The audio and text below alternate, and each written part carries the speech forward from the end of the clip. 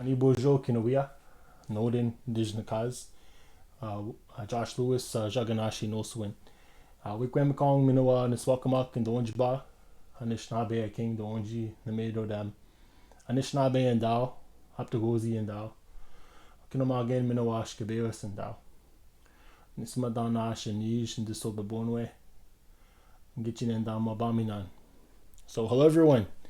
My English name is Josh Lewis. My Anishinaabe name is Nodin, which means wind. Ani Bojo Kinawia, Nodin Dijnakaz, Josh Lewis, Jaganashi Noswin.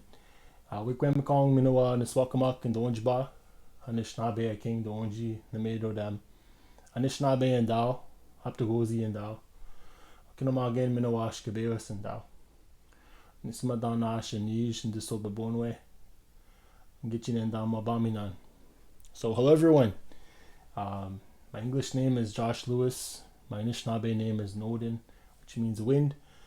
My family is from Wikwemekong First Nation, but I grew up in Sudbury, Ontario, also known as Huron Robinson Treaty Territory, and I now live here on unceded, unsurrendered Algonquin territory, also known as Ottawa. I'm a singer-songwriter. I'm an educator, and I'm also a helper in the community here in Ottawa. And I support an Indigenous youth organization called A7G. And I'll share a little bit more about A7G later. But just kind of wanted to let you know who I am a little bit, because you're probably wondering, hey, who's this guy here singing for you today? But I just want to say Chimigwech to Chris and folks at the AFN for giving me the opportunity to share some songs with you tonight. This first song I'm going to share for you guys is a song called Home. I wrote it about my disconnection to my reserve, but also my connection to my reserve. Every time I go back to Wikwemekong, I spend time in Buzwa, where my family's from. It brings a lot of great memories and good vibes into my life. So, my family used to live here, but left because of the fear. Forced to live in this place, the history is now clear. Chose to live in the jungle. Life is not so humble. The language and culture, their identities crumble. I learned about the history, and things became clear to me. This was their home, but not a place they wanted to be. But I had my own story there. It's something that I need to share. This place is important to me, cause my ancestors are still there. Going home to the place where I belong. It's been so long since I've seen it. This is where I started breathing. Going home to the place where I belong. It's been so long since I've seen it. This is where I started believing. I went there as a young boy, place where I felt most joy. I ran through the fields, the rocks and sticks were my toys. But I was raised in the concrete, hot-toe shoes on my feet. Told it was for the better, but there were no trees on my street. I went there at the end of most weeks, to the place where my spirit seeked, away from all the chaos, to listen to the land speak. This place is my medicine. Think about it time and time again. I long for simplicity, but these city lights keep flashing. Going home to the place where I belong. It's been so long since I have seen it. This is where I started breathing. Going home to the place where I belong. It's been so long since I have seen it. This is where I started believing. This place is my medicine. Think about it time and time again. I long for simplicity, but the city lights keep flashing. This place is my medicine. Think about it time and time again. I long for simplicity, but these city lights keep flashing. Going home to the place where I belong. It's been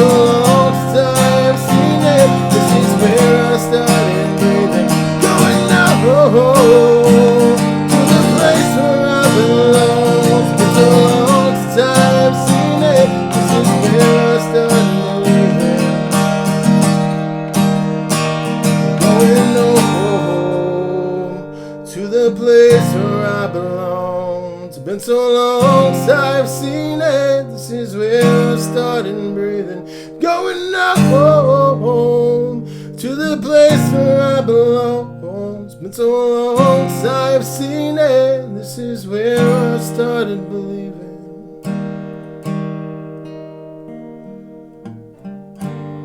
And it's a song that I wrote about my first fast.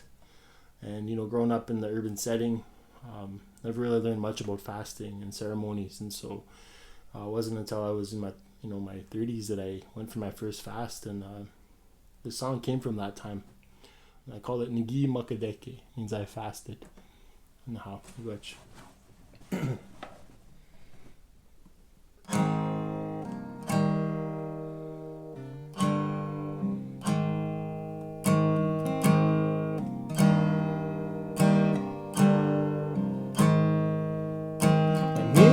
to let go, my heart couldn't bear it.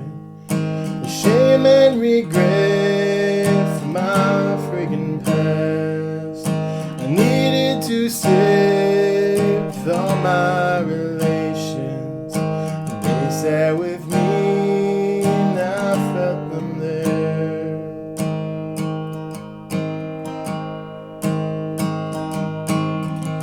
I wasn't scared.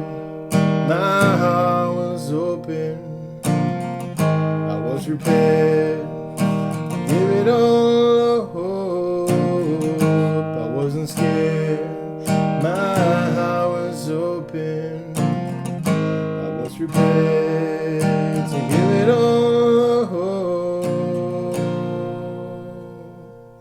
And visions of darkness that haunt me, they reminded me that I've come so far. The shame can overtake you if you hold it in. And I told myself that life is worth it.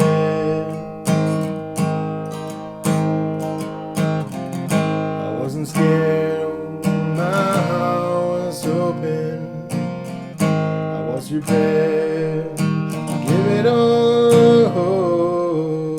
I wasn't scared, my heart was open, I was prepared to give it all.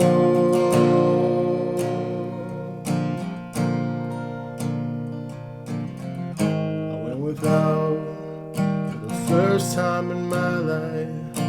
I put it out there, all of my love. I went without first time in my life. I put it out there, all of my love.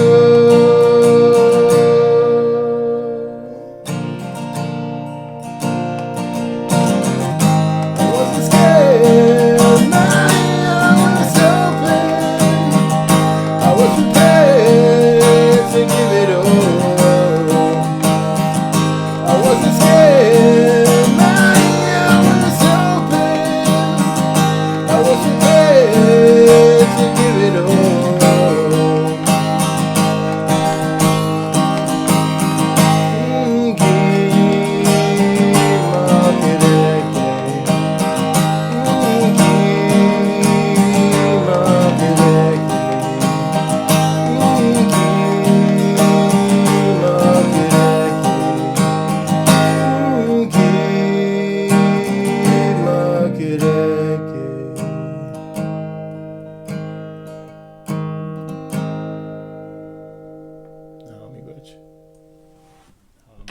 Before I, share some more songs, I wanted to give a shout out to Assembly of Seven Generations, and that's the youth organization that I'm a part of, that I've been supporting for quite a while in my time here on unceded, unsurrendered Algonquin territory. It started up just after Idle No More.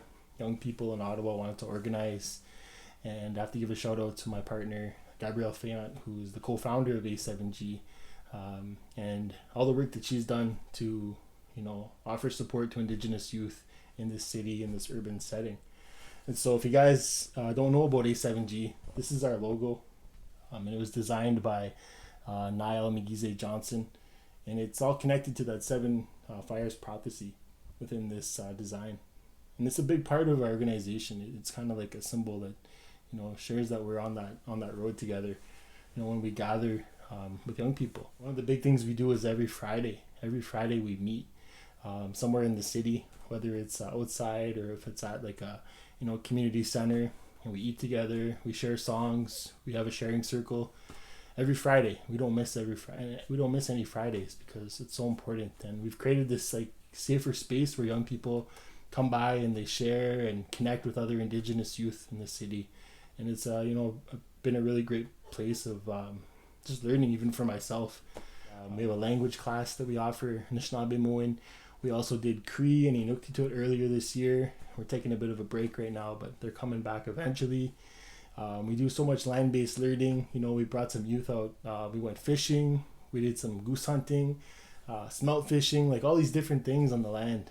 We do a lot of report writing and advocacy work, for Indigenous children across Turtle Island. And so we have a national network that we kind of reach out to when we need to.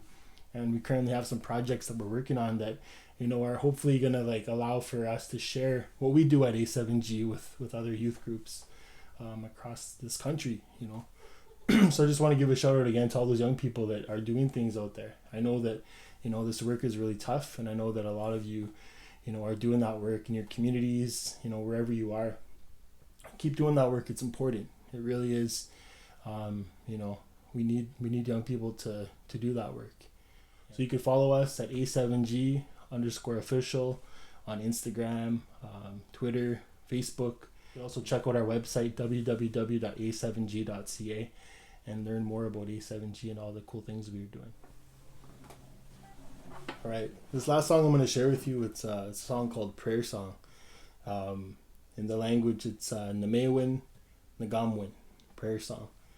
The song started off as a drum song, and I turned it into an acoustic song when I added lyrics. And so the words are all in Anishinaabe when I sing this song. But translated to English, it means like creator, guide those that are looking for that good way of life.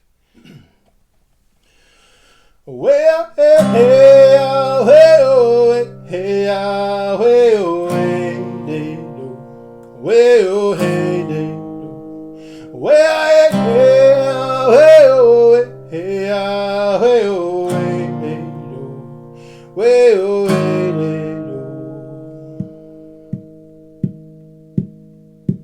oh, Shamanado, Nagnish, and Gonda.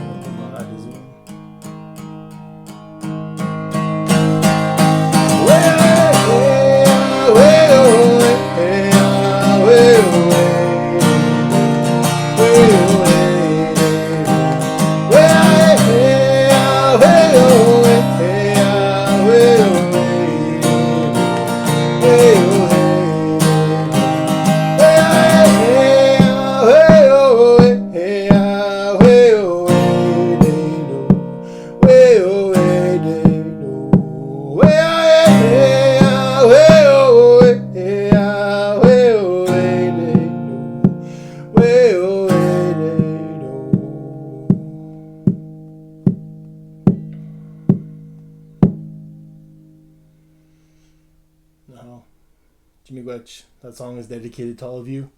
And enjoy the rest of the conference. Now, pamapi ko man. Take care.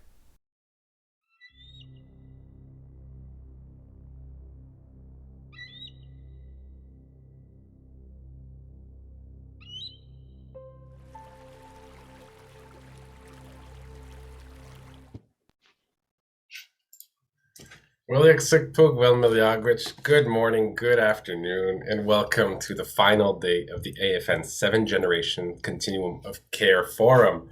We've got another big day for you guys, talking about how we put what we've been talking about for these past 2 days and put them into action in our communities for our people.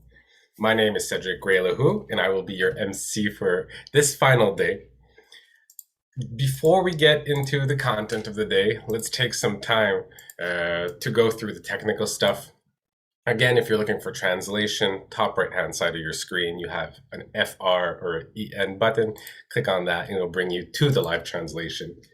You have access to the resources on the upper end of your page. You have access to all the speakers' bios, which I won't be going through today just to save on time, but you have access to that.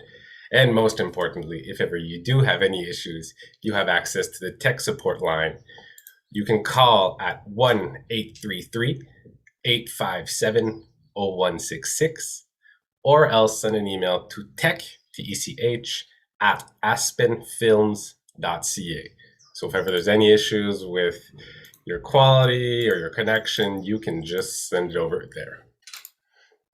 Just as a reminder, this forum is being recorded and will be available for viewing on the AFN's platforms, like you can get most of them already on their YouTube page. Finally, if you're seeking American Sign Language or La Langue des Signes Québécoise, you can contact tech at aspenfilms.ca and they'll set you up so that you can have access to our sign language interpreters. And finally, throughout the day, we do have Q&A periods with our experts. So if ever you want to send a question, use the chat function on the right-hand side of your screen to send any questions your way, and we'll have a team monitoring that. So for day one, we talked about what the continuum of care is.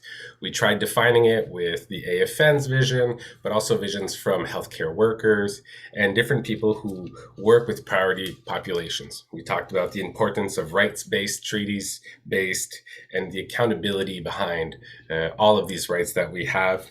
We talked about the different levers that we have to help create change, but also the importance of education, orientation, and also inclusion in our process.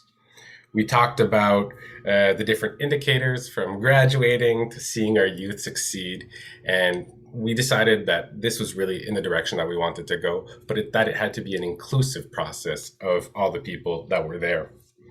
In day two, we talked about balance. We had knowledge keeper Lyndon Linklater, who came and talked about the importance of balance, of covering all the spheres, and of being whole, holistic in our approach. We had the importance of reconnecting to the land. We talked about the importance of having client-centered services, but also about finding our truth, which was brought to us by Chief Cadmus Delorme, the importance of finding our truth and creating new systems. And finally, the importance of reclaiming our knowledge and our systems. If we're going to do different, then we've got to do it our way. And this is what day three brings us on. So we'll start with our cultural reflection from knowledge keeper Barb Brandt. We then go into developing a First Nations continuum of care workforce. We'll have a break, a musical interlude by Fawn Woods, like we did yesterday. And finally go towards existing continuum of care systems, seeing what's available and how we can base ourselves off of those, and finish with, well, what's next? What do we do following these meetings, and how do we use this knowledge where we'll be lucky enough to have Dr. Carol Hopkins come speak to us? But before we get to all that, to start us off in a good way and to help us orientate ourselves, I'd like to invite Knowledge Keeper Barb Brandt to the stage. Knowledge Keeper, the floor is yours.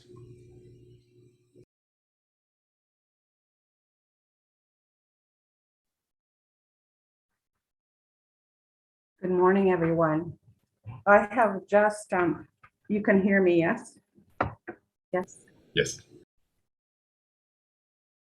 It's an honor to be here on day three of the Continuum Care conference and days in action.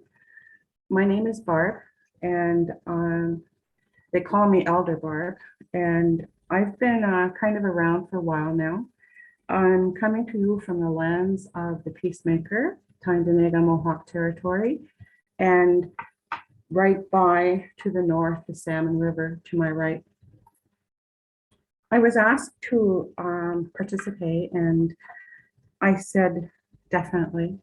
It's always an honor to serve our own and to present whatever it is that the ancestral realm wishes us to state.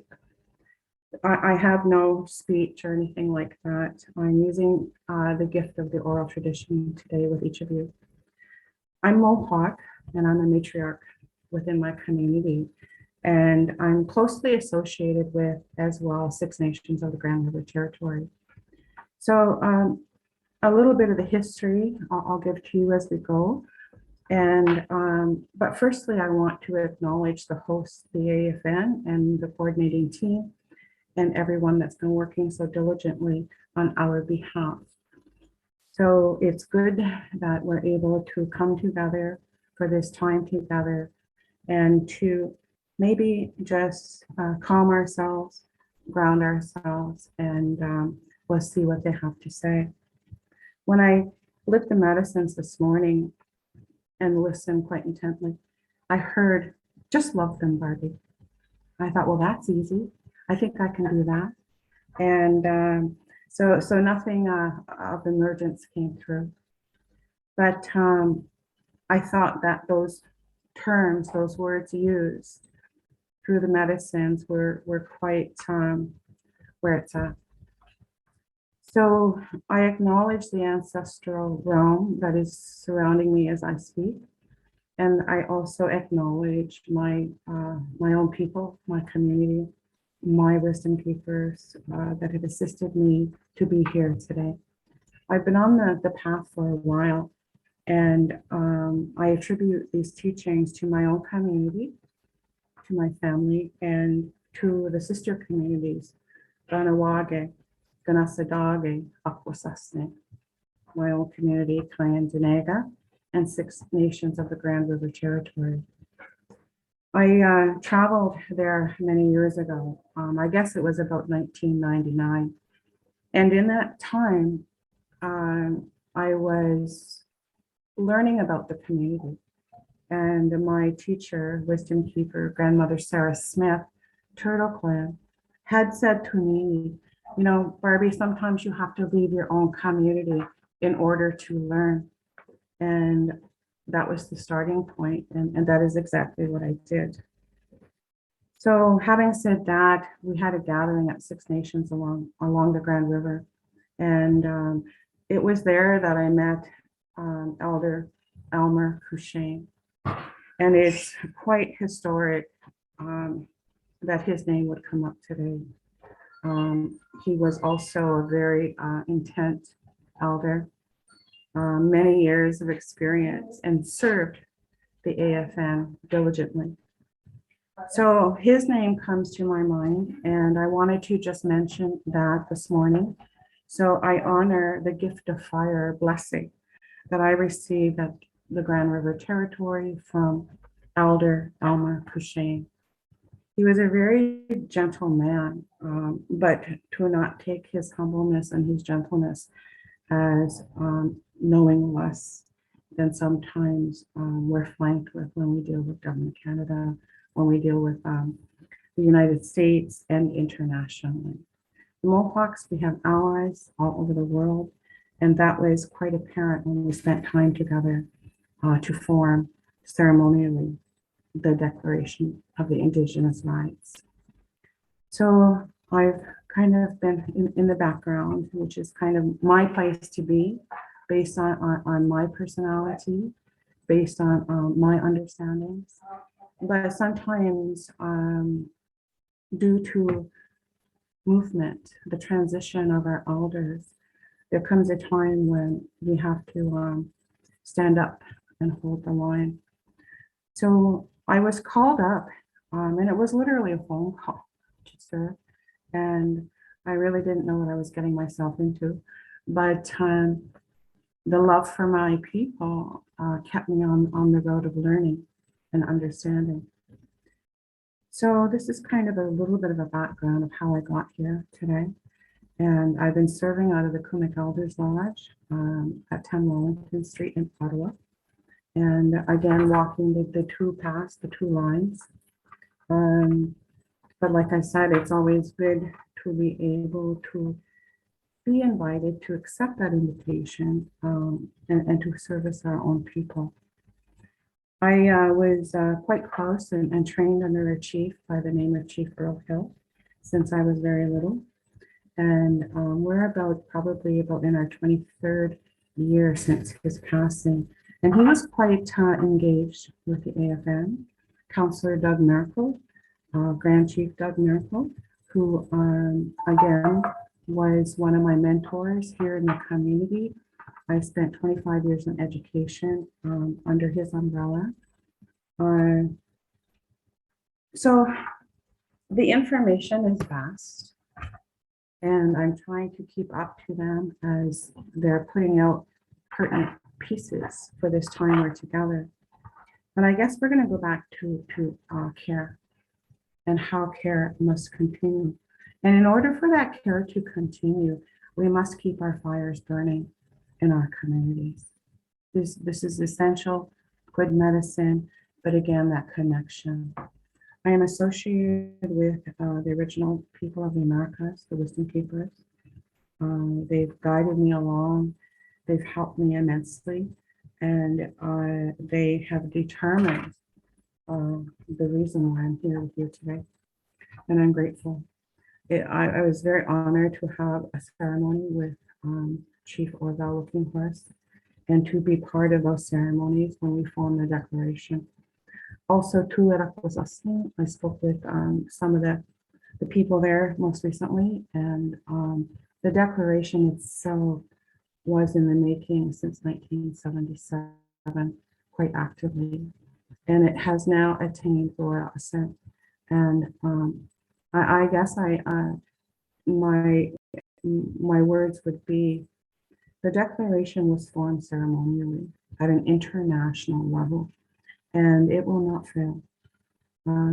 Grandmother Sarah Smith was co-chair to Dr. Don Martin Hill, who was the chair for, I guess, through 2004 and 2006. So here we are today, and I am honored and humbled to now see the efforts of my mentor, friend, and grandmother, Sarah D. Smith from Six Nations, Turtle Clan, Mohawk Nation. She passed away in 2015, and I was called up to serve at that time. They gave me about 3 or 4 months to put things into order and to assist her as she transitioned. And so I got a phone call, and away I went, and I've been going ever since. And I guess it doesn't surprise me because that's how she worked. And Grandmother Sarah held council at an international level and a national level, as well as regionally and in her own community. So here I am. What does this mean? I don't know. They tell me through the medicine this morning, just love them, Barbie. And I guess I heard the whispers of my teacher and friend in that statement through the medicines. So for over a decade now, here at the Lands of Tandanega, I have been bringing in an elder by the name of Grandfather Ted Silverhand, who is one of our visionaries, one of our seers. And the ceremony, we make fire for 4 days, and the people come one at a time, and they sit with him, and I greet them, and the fires are burning for their needs, and away we go. So this has been happening for about over 10 years now. COVID hitting, We still burned at Tandaneta, but we weren't able to have the gatherings as everyone respected those health measures. So I continue to hold that fire from that blessing I received from Elder Cushing. And I do know that the Turtle Lodge, certainly lost a good one when he transitioned, and then Dave Cushing as well. I've spent time through the years with Tom Porter. I met him when I was 18, and we were just serving down in Ottawa not that long ago, prior to his tour to Germany. And I guess that's when you know you've come full circle, when you're 18 and you're looking at a wisdom keeper who has dedicated his life to the people. And then that day comes and you're standing there beside that very same wisdom keeper. So if it had not have been for them and the teachings that I received, not only in my own community, but my sister communities, I certainly would not be anywhere near where I am today. And where am I today?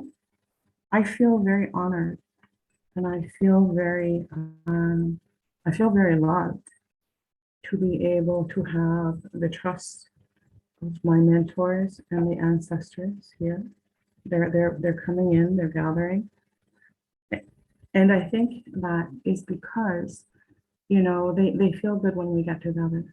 They feel good when we spend time together, even if it is on this module of hybrid virtual teachings. The elders, we are adapting because there is a responsibility to reach the people. And but some elders are reluctant to do certain things virtually, and that's to be respected.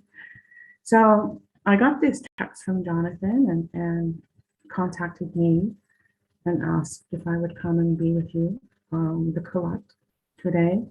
So I accepted that invitation, and I really didn't have any agenda. I know the AFN had their 3 days, and I was to come on the 3rd day. So here I am. I would like to as well mention some of the grandmothers that have really been working together for a long time now. And the teaching is that the women are leading the way. It's a women's time, it's a women's era. And we see that all around us, even as our Governor General has been appointed. And currently she is at her homelands. And there's something about going home that's very healing.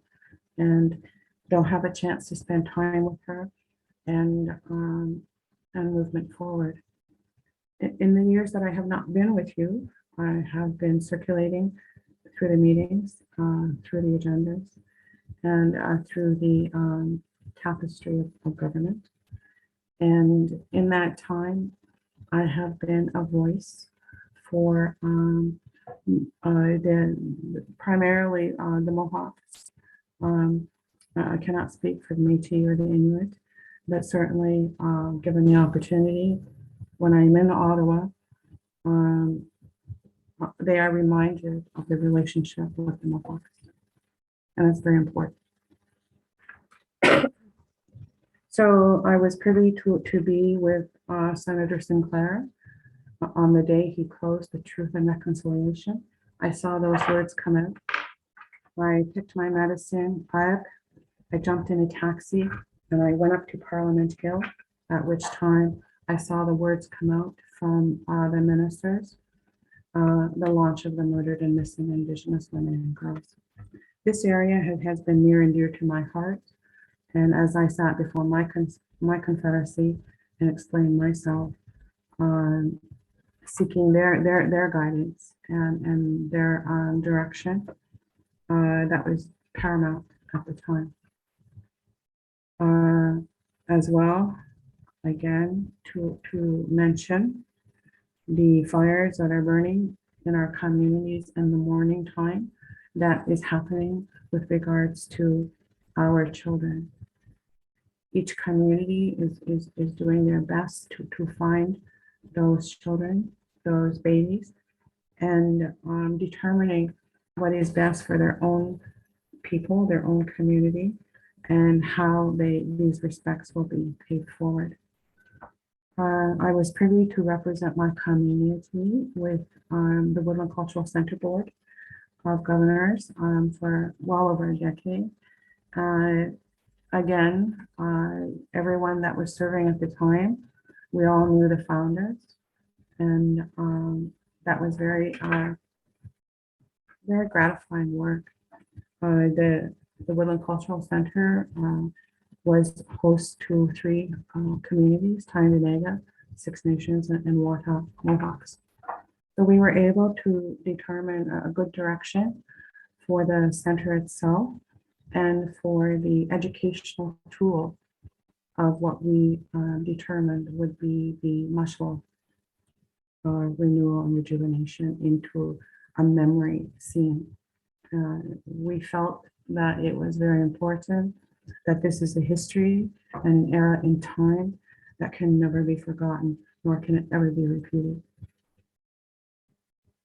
So the grandmothers, the grandfathers, clan mothers, faith keepers, chiefs, elect and non-elect, the traditional. We continue to do our work. And I remember Chief Earl Hill saying, Barb, always remember that it's the grassroots that gets things done. And as each year passes, I learn more and more about that simple one teaching. And I'm grateful and I'm humbled to have spent all my life up to his transition in 1999, 2000 era. And I've been holding him since. He was a very kind man. And I think too, that's probably the essence of continuum of care, is to be kind to self first, and then kind to the other. The self-care, the acknowledgement of the needs we each have to be reminded of, and this is exactly what the elders do. Look after you, make sure that you're okay. And if you're not, reach out, we're here. So the community is collect. We visit with one another. We know one another.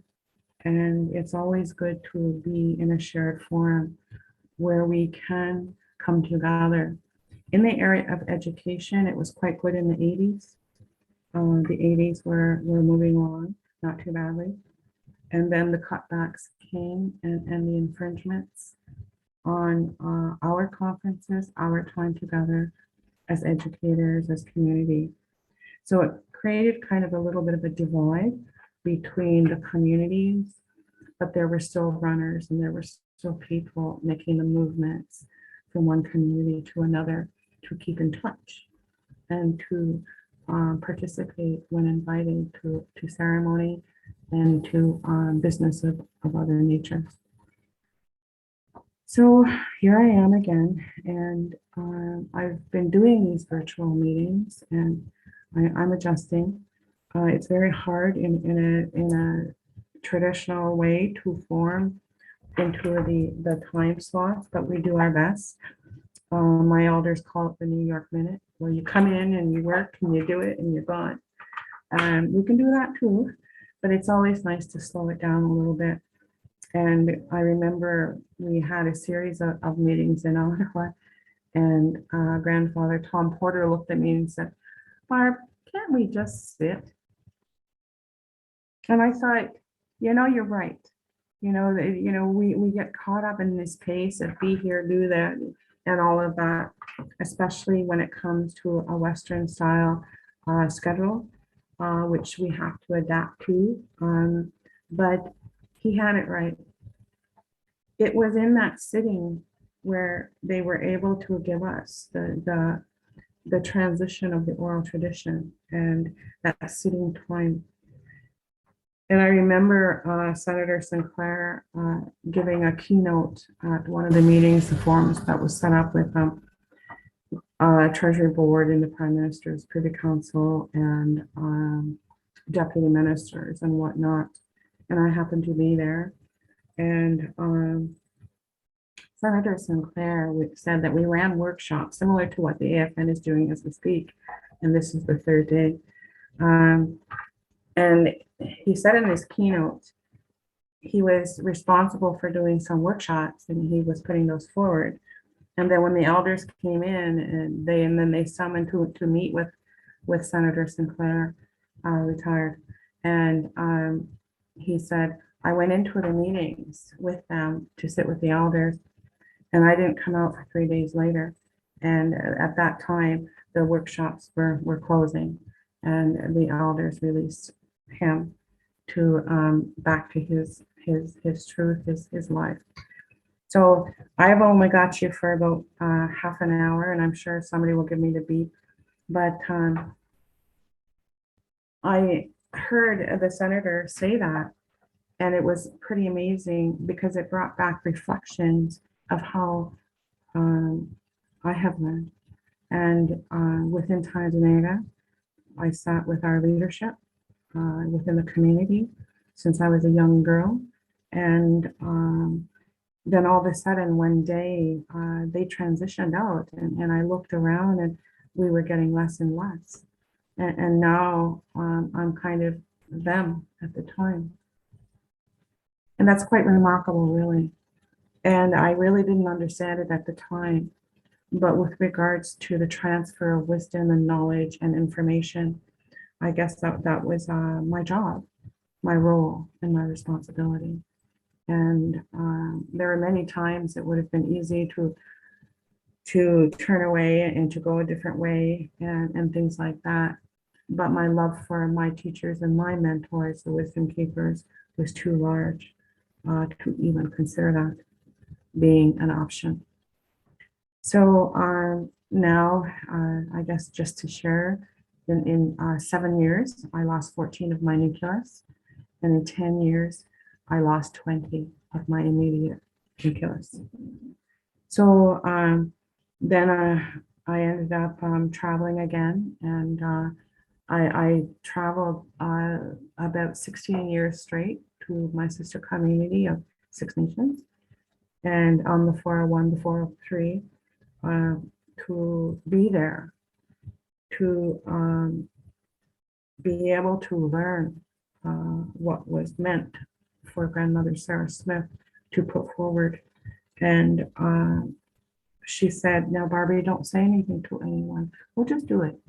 And then that way we can do our best and get it done without too much interference.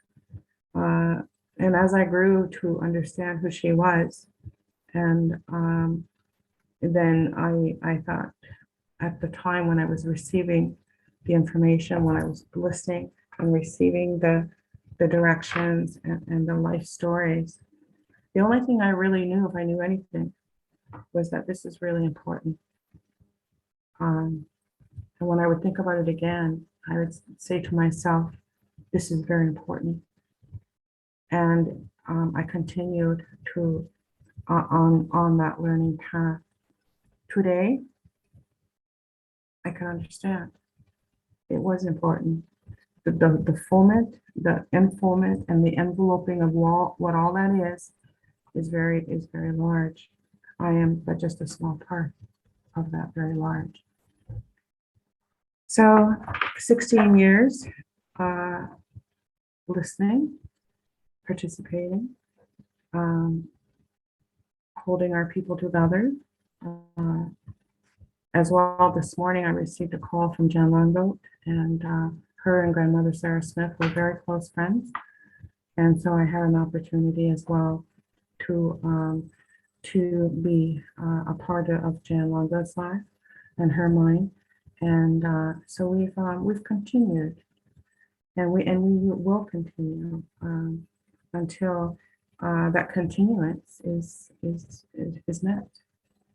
And so here I am, and there you are. And we have just gone through an amazing time of pandemic together, even though separated and isolated and apart. But we have learned. And for the Indigenous people who sat at those tables of the elders long ago, this was no surprise to us. We were told of this time. And in my time, let's say 50 years plus, I remember as a little girl hearing the old ones say and talk about what was coming down the road. And they would say, well, maybe we here will not see it. But then they would look at the younger ones and saying, but maybe you will. And in 50 years, that shifted and changed. With the elders, it became, maybe this is something we all will see. So you can see the shift.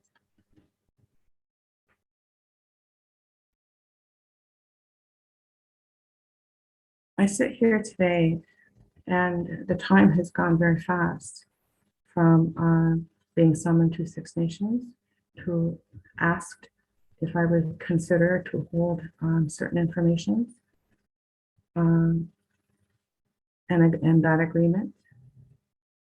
But I also was very much aware of who I was speaking to and through the grandmothers. When you stand before the Creator, that great mystery, when you stand there and you look up, there really was no question, I guess you could say. It was very clear. I want you to do the talking. And I thought, me, I don't feel worthy to be able to do that kind of talking or that kind of thing. Who am I? But I agreed to hold my line and to be of service. And I guess that's all it takes. And so I've been doing that since. I guess I'm walking you along a road that I have traveled, and that has been very good to me. My people look after me and my family. Even though I'm on the road a lot, I come and I go, and I'm home when I'm not. And I participate in meetings and whatnot. It's a responsibility, and I also see it as a duty, because when I look to my left and I look to my right in the physical, those ones I sat with are no longer here in the physical, but in the spiritual and the sacred and in the heart, because I'm holding them, they are here. And so each time I have an opportunity to speak or to talk to you, it's not so much you're listening to me, but you're listening to all of them and what they require be said at any given time.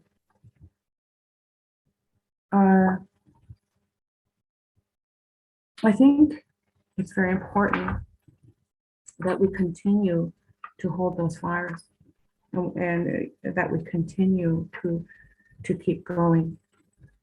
We have covered a large distance, and a lot of the grassroots initiatives are now at top federal level and international level. And it has been the work of the First Nations, Métis, and Inuit in the communities determining what is best for our children and our greats. Our descendants, 7 generations back and 7 ahead. And what do we want for them? The AFN plays a vital role at those tables, and I encourage each of you to continue the continuum of care. This is what got us here, and this will definitely be what gets us into our future. So as I glance at, I made a couple of notes, and Grandfather Elmer Cushing's name really stands out on this page. And so it should, because he was a leader. And also to acknowledge the passing suddenly of Joanna Shenandoah. The family put out those prayers requests, and the people responded. And she was a good friend of my teacher and mentor, grandfather Ted Silverhand. He watched her grow up.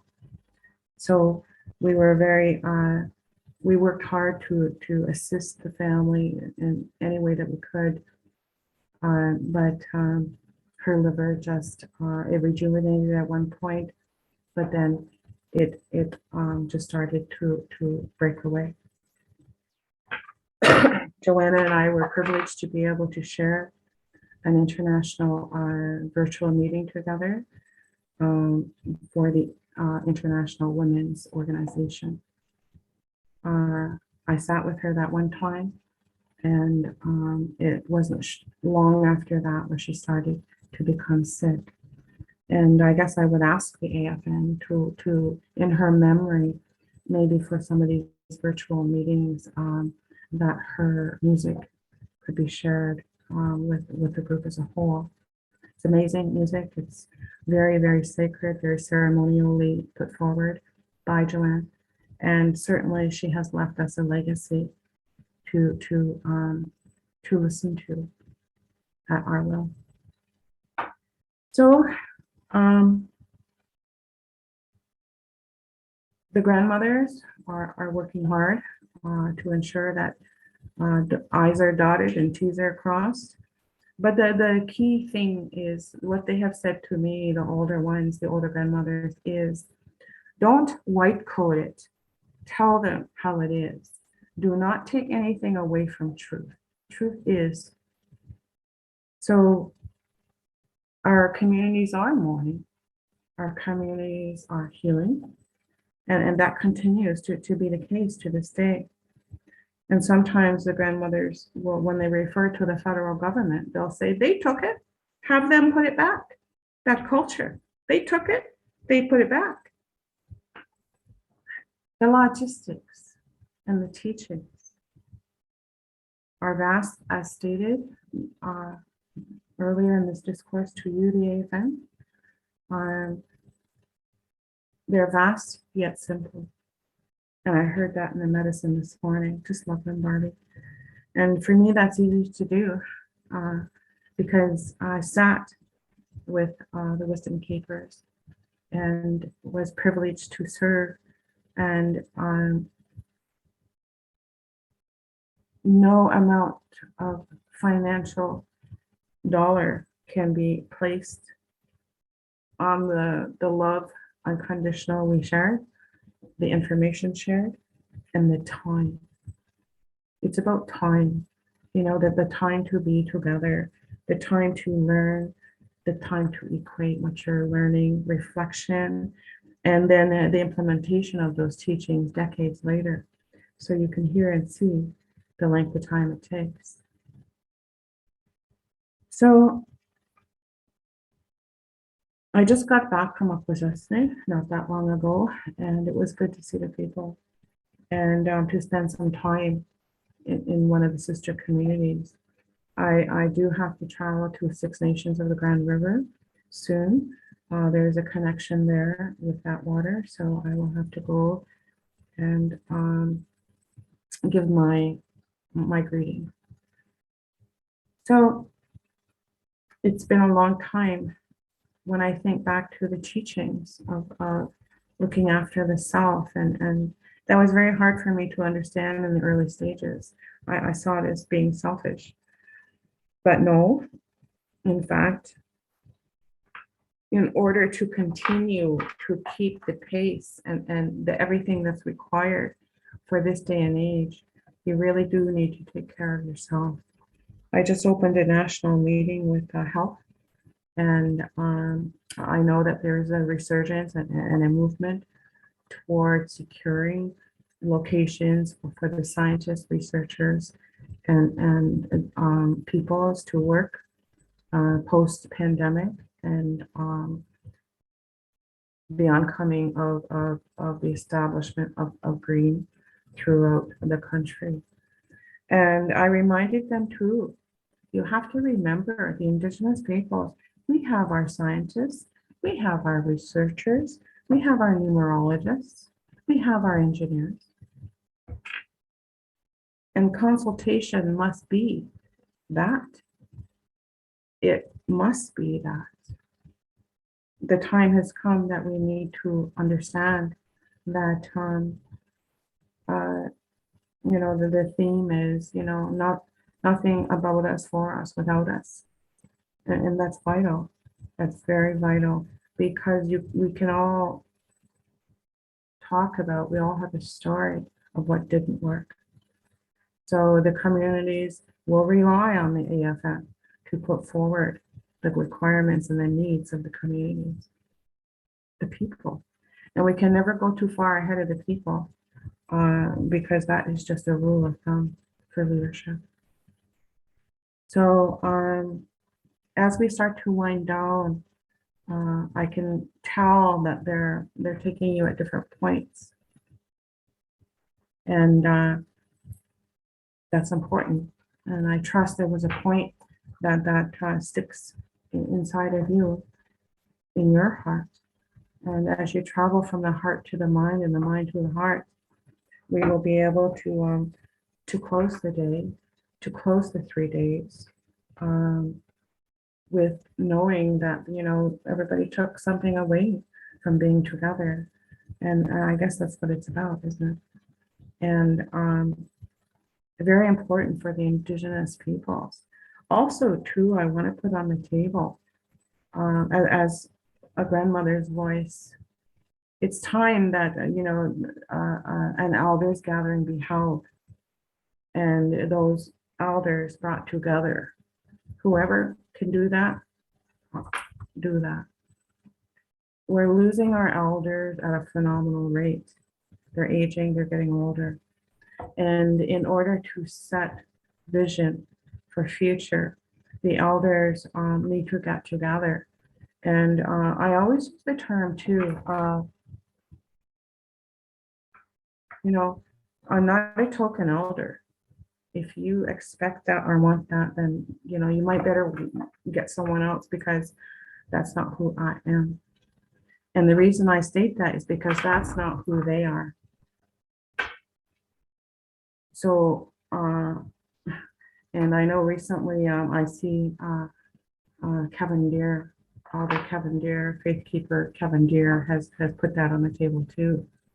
Very important. The tokenism is done. We need to be there in good faith and it properly consulted at those tables.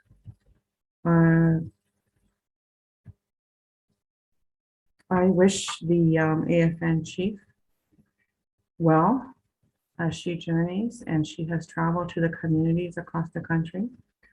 And as she puts forward the truth of the collect, and each of us carry a collect, each of us carry stories of others. And it's kind of like a dance, a sacred dance. And as we pick up those stories, and as we hold them, and sometimes we hold them back there, when we get the opportunity to speak for our people, because they're the ones feeding us the information, the stories, that it is our duty to do as such, to always be mindful that the people are there, and to work with our communities, reach into our communities. I'm going to tell the AFN the same thing I told the federal government. You have talent within our own communities. Find them. The elders can help you. And we need to put these people forward.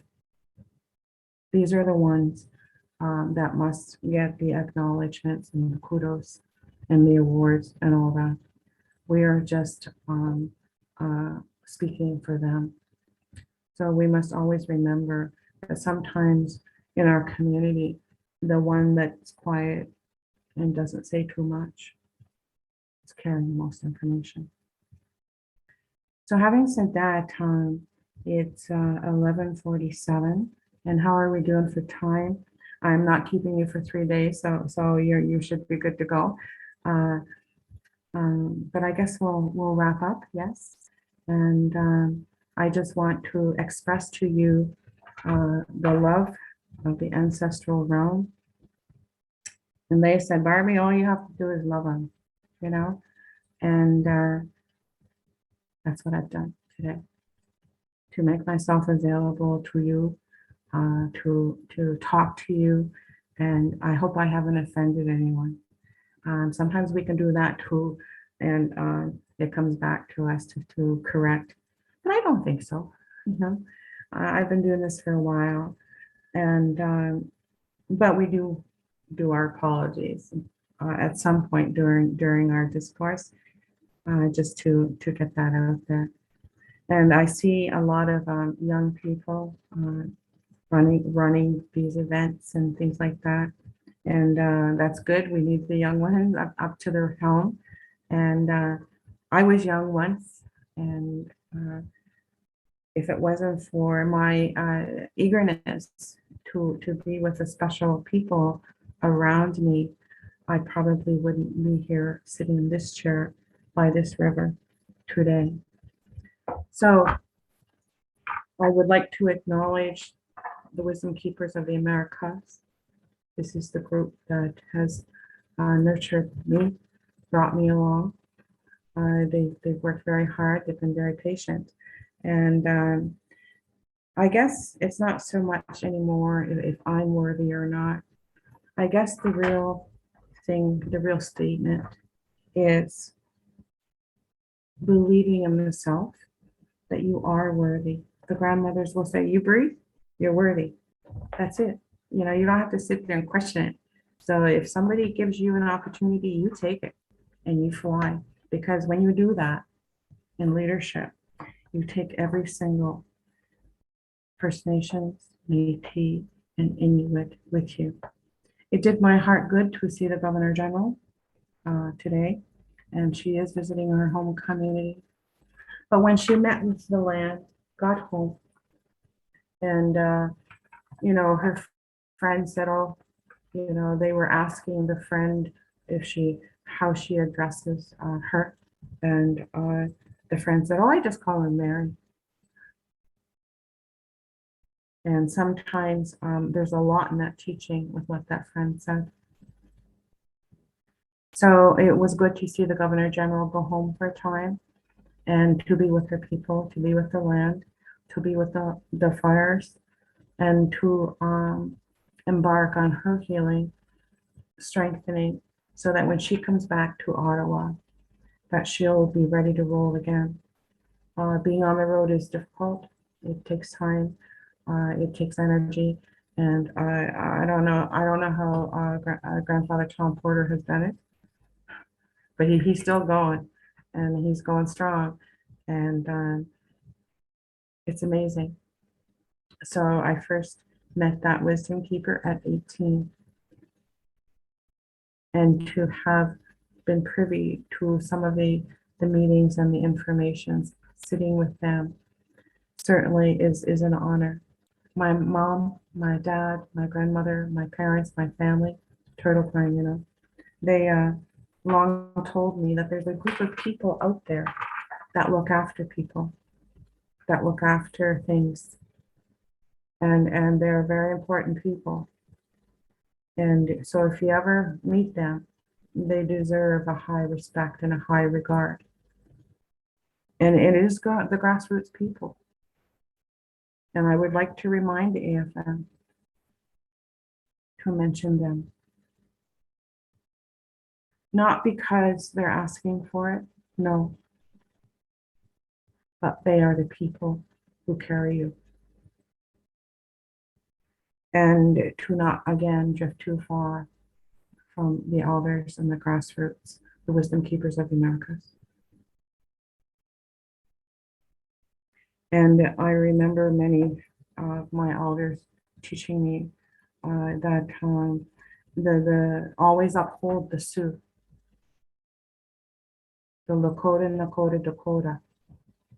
because we are very close with them.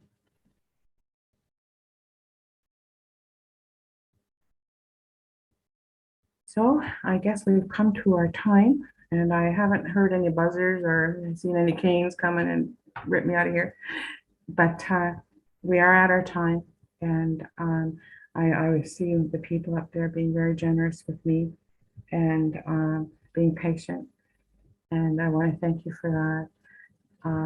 I will continue to be the voice in my little way in Ottawa.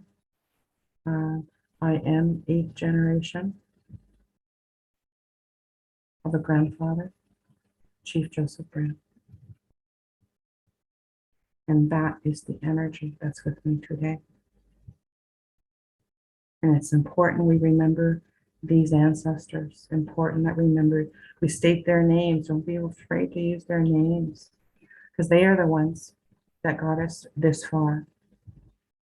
Also, too, I'm reminding the Government of Canada, when I see them talking about the declaration, patting themselves on the back or pat their colleague on the back, I remind them, no, you should not do that. Why? Because the declaration is international. Everybody knows who worked that declaration, who birthed it. Everyone knows because we were there. So if you're going to pat somebody on the back, be it the children in the future, you pat them. Or the ones back there. They're the ones that deserve the accolades. They're the ones that deserve the pats. And, you know, that's not a good thing for us to do to ourselves anyway, right? That's a teaching. You know, we don't do that.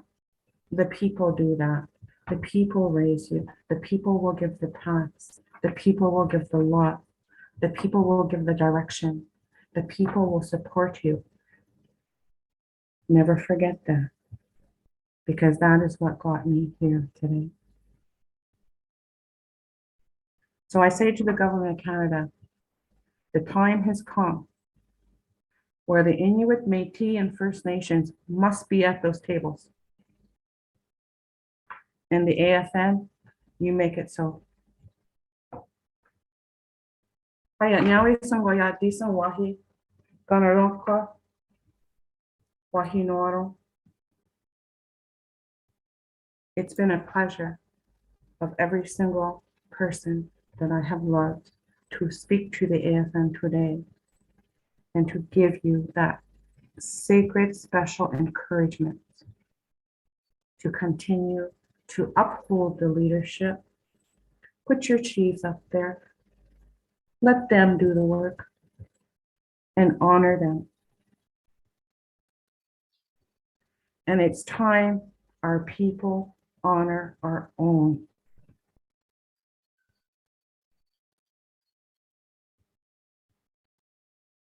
So thank you so much.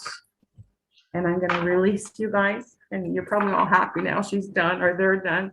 Like I said, it wasn't Senator Sinclair's 3 days, so you're lucky. And I just want to say, Ganarokwa, thank you for listening. And I trust that we'll meet again. We always do. And I'll probably see you on the road. So I will close myself out with the name of grandfather, elder, Elmer Cushing.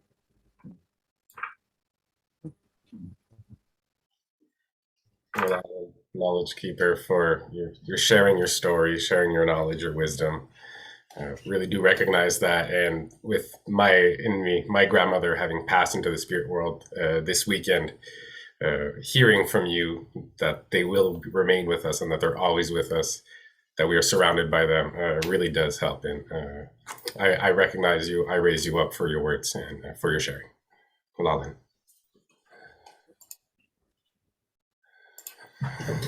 And now we go on. I just really want to take the time to thank Knowledge Keeper Barb Brand for that. Really does help as an individual, but I think as a community to hear those messages and having them brought to us by people like Barb, who speak so eloquently and share our stories. She said it at the beginning. She doesn't need a speech. She doesn't need a text because our traditions are oral, and she really did do justice to that. So again, Knowledge Keeper, I recognize you. Our next part of the forum is now getting into, on our basis of what Knowledge Keeper Barb's shared with us. Now, how do we go forward and develop this First Nations continuum of care? How do we develop our workforce surrounding this First Nations continuum of care? And we have three people from the regional, national, and local levels to come and give their vision of the idea. They'll have 15 minutes each to speak, just like we did yesterday. And then we'll have a 15-minute Q&A period at the end. You have access to the chat to send them in, and we do have a few questions prepared if ever. So to start us off, we have Kelly Hawley, Jordan Principal's Unamagi manager, to talk to us. So Kelly, the stage is yours. Thank you very much. First, I want to acknowledge and thank Elder Barb for her words. They really resonated with me, in particular the part where she spoke about grassroots. Working with Jordan's Principal is very much a grassroots operation. So that really resonated with me as well. The words that she spoke about communities healing. Working with Jordan's Principal, we get to play a small part in that healing by helping children with unmet needs. So I want to acknowledge and thank Elder Barb. Her stories and her words really resonated with me. I also want to acknowledge that I'm coming to you from the beautiful Mi'kmaq territory of Unamagi here in Cape Breton. As Cedric said, my name is Kelly, and I work for an organization called the Union of Nova Scotia Mi'kmaq. If you could advance the slides, please. Yep, next slide. So I work for the Union of Nova Scotia Mi'kmaq, and we are a tribal organization that have been in existence for about 50 years. The union was originally started to provide a unified political voice against some of the assimilation policies that the federal government was trying to place into mainstream society. Since that time, our organization has grown, and we have multiple programs and services that we offer, and Jordan's Principal is simply one of them. Next slide, please. So I also wanted to draw your attention, I know you've probably heard this multiple times, but the AFN Chiefs Resolution of 2019. And I'm not going to read the whole thing, but if you could just look at the very bottom paragraph, where they see a continuum of care, how it should look in each community.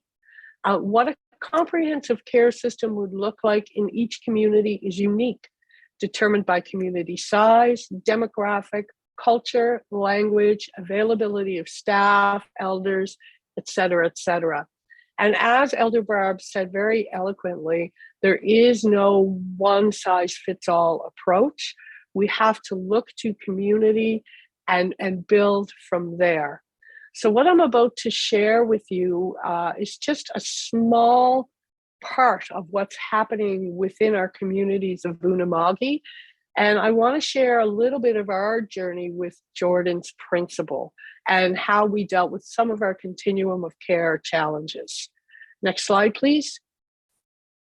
So specifically, I want to talk to you about our cash management issues, our lack of service providers, our ability to case manage for our families, our clients who are aging out of Jordan's Principal, and working in silos. Those were really 5 of the continuum of care challenges that we faced right off the bat. Next slide, please. So before we could even begin, our Jordan's Principal initiative began in 2017 in Unamagi. And one of the very first issues that we faced was a cash management issue. So we had this opportunity to fund these services and supports that First Nations children needed. But because we were dealing with the federal government, Indigenous Services Canada, it often took quite a long time from approval of a funding to actually get the money into the hands of our families so that they could go out and get the service that they needed. So again, we looked to see where our strengths were. And one of our biggest strengths was the organization that we work with at the Union of Nova Scotia Mi'kmaq and their willingness to take on this project. And so what happened was the union decided that they would be able to cash manage, which simply means that they would provide the funding up front once an application was approved. We would get the money into the hands of the family or pay a service provider and get that service going immediately. And then the union had the capacity to wait for the contribution agreements to come through. The second really problem that we faced was a lack of service providers. This is not unique to Unama'ki. We see it in a lot of smaller rural communities or northern communities. Because our island is very small and our population is small compared to other provinces, we didn't have the same access to service providers. There was a lack of service providers in the community. There was a lack of service providers outside the community in general. So what we did was we worked with existing service providers that were already providing services through other agencies to our First Nations families, and we struck contracts and service agreements with them. So that way they're able to provide the same quality of services to our families. And yet we weren't faced with trying to hire a speech language pathologist, which wasn't available to us. In order to do that, both of those things, in order to cash manage for our families, that's a huge undertaking. So we had to go with another strength-based approach, which was ISK's willingness to fund positions for us so that we could cash manage. So we were able to secure financial support. We have a dedicated position at Unama'ki Jordan's Principal to deal simply with our finances and to deal with that cash management issue. We also were able to fund data entry and data collection position. If we're going to keep on top of gaps and understand where the gaps are, we have to be able to gather that data and that information in real time. So again, without ISK's willingness to work with us and fund those positions, that never would have happened. Our private vendors, we took from an already existing pool of professionals that were out there already working. And like I said, we have a contract with them. The other thing we did in order to bridge that gap, as some of you know, when you get recommendations for children, there could be all kinds of different types of equipment that is recommended: sensory equipment, assistive technology equipment, et cetera, et cetera. That takes a long time to source. It takes a long time to find. It takes time to order it and to get it in, especially when you're living in a rural area like we do. So again, we looked at a strength-based approach, and we were lucky enough to have an individual who ran his own business in one of our First Nations, and he was already sourcing equipment for other people. So we approached him, and he now sources, vets, and finds any and all equipment that we need to service our family.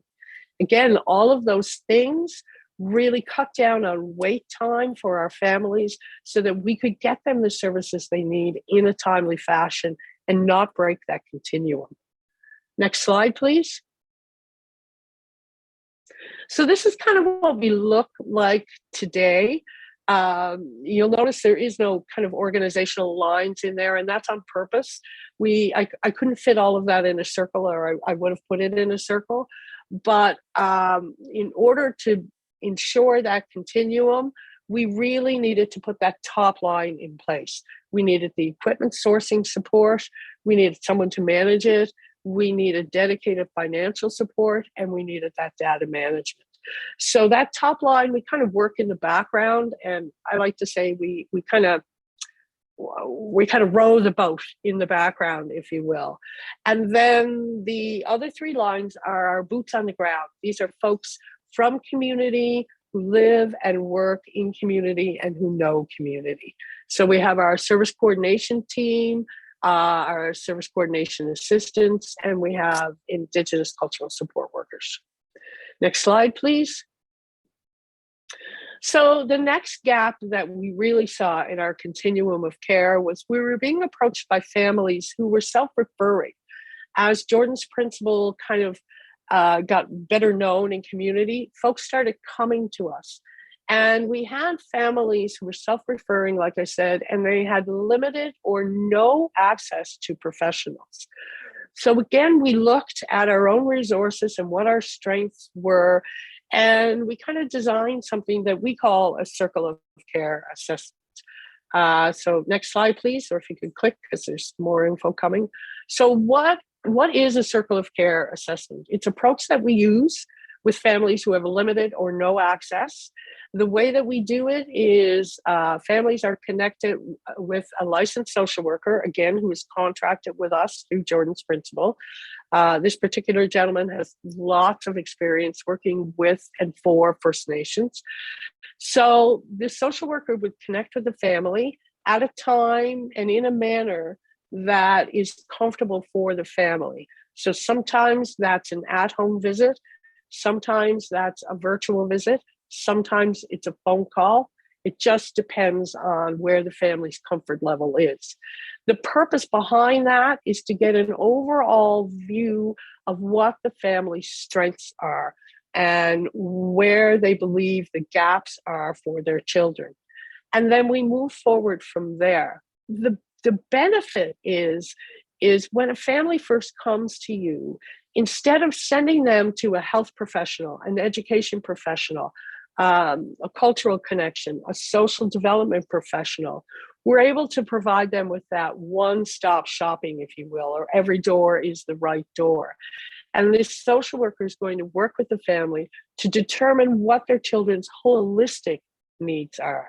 Then they, in turn, can make the recommendations, and we work with the family from there. So during COVID, I have to say, it was, there were a lot of challenges in COVID, but this circle of care assessment actually really helped to keep our families safe at home, because the social worker would come to them. Most during COVID were done virtually, but we were able to continue not to break that continuum of care because we were able to continue virtually. It also allows us to continue the work with less time, less wait time. It takes a long time, as I'm sure you know, for a family to go to a health professional, then to an educational professional, et cetera, where we can do it all kind of in the one shot. Next slide, please.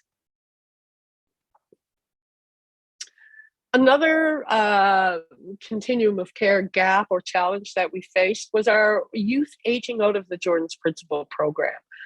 In Nova Scotia, we were able to support children right up until the age of 19. So through their 18th year until they hit the age of 19. Again, we looked at our strengths, what can we do to help these families transition from Jordan's Principle services into community-based services, provincial-based services, or federal-based services? So we relied really heavily on our staff, and we designed what we call our transition year or aging out year, put together a bunch of resources, and we kind of have it set up in 3 steps. So, and this typically takes about a year. So the step 1 is to really meet with the family, again, talk and really plan what it is that the family and the youth who is aging out would like to see happen.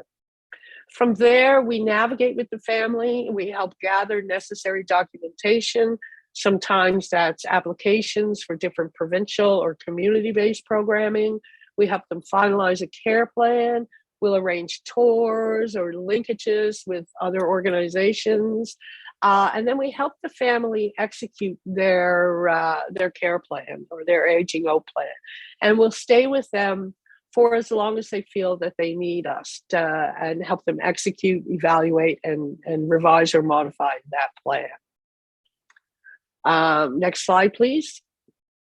The last continuum of care kind of challenge that we face is one that everybody faces, and that's working in silos. Next slide, please. So again, the working in silos is a big issue for everybody. Everybody's out there doing the good work. Everybody is out there constrained by funding parameters. So how do we do a better job? And a strength-based approach is really working together. And I want to share with you something that's happening in one of our communities, the community of Escazoni. This is not new. We all know we're working in silos. We've all been trying to break down those silos for years. And with this particular group, we decided it kind of formed as an interagency group, if you will. And we have anywhere from 20 to 30 agencies present. And we just made a commitment and decided that we were going to meet and talk. And that's how it started off. We got together, we met, we talked. What are you doing? What are you doing? How can we merge our programs? How can we not duplicate services, et cetera, et cetera, et cetera. And we did that for about a year and a half. And it was very helpful. Just knowing what's out there, being able to call people by name and refer our families back and forth. It wasn't enough. So recently, we've gotten to the point where we've actually struck a subcommittee, if you will, to develop a work plan.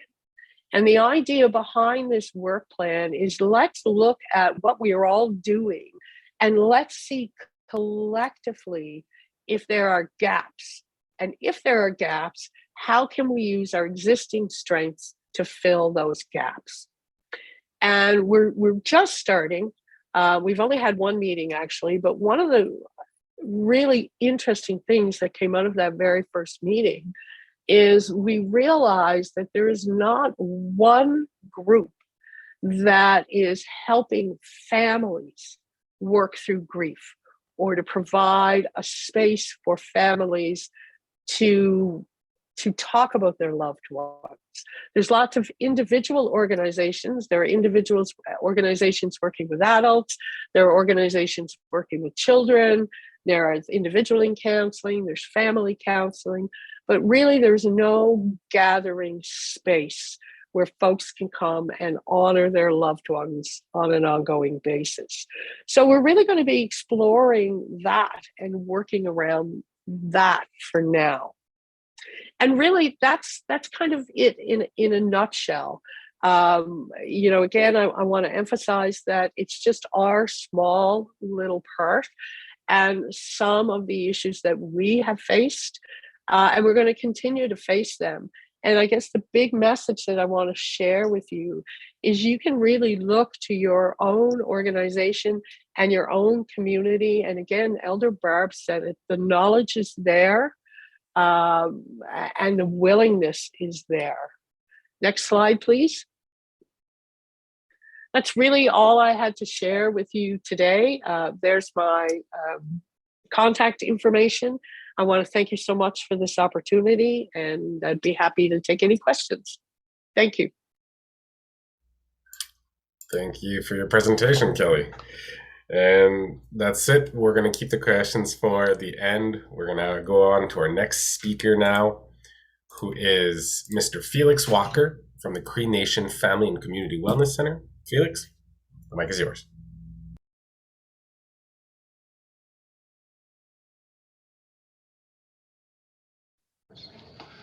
I'd say good morning. I bring greetings on behalf of the board and staff of the Family Community Wellness Center here within the traditional territory of the Nisga'a Cree Nation. It's truly an honor to be speaking before all of you today. Before I begin, I'd like to acknowledge the elder that her words really resonated with the work that we do here in our community. And I'd also like to offer and express our condolences to everyone that's lost a loved one over the last number of years. And it's been a hard time to bring everybody together to grieve in the way that we normally grieve. And hopefully the work that we do today will solidify their memories as we move forward.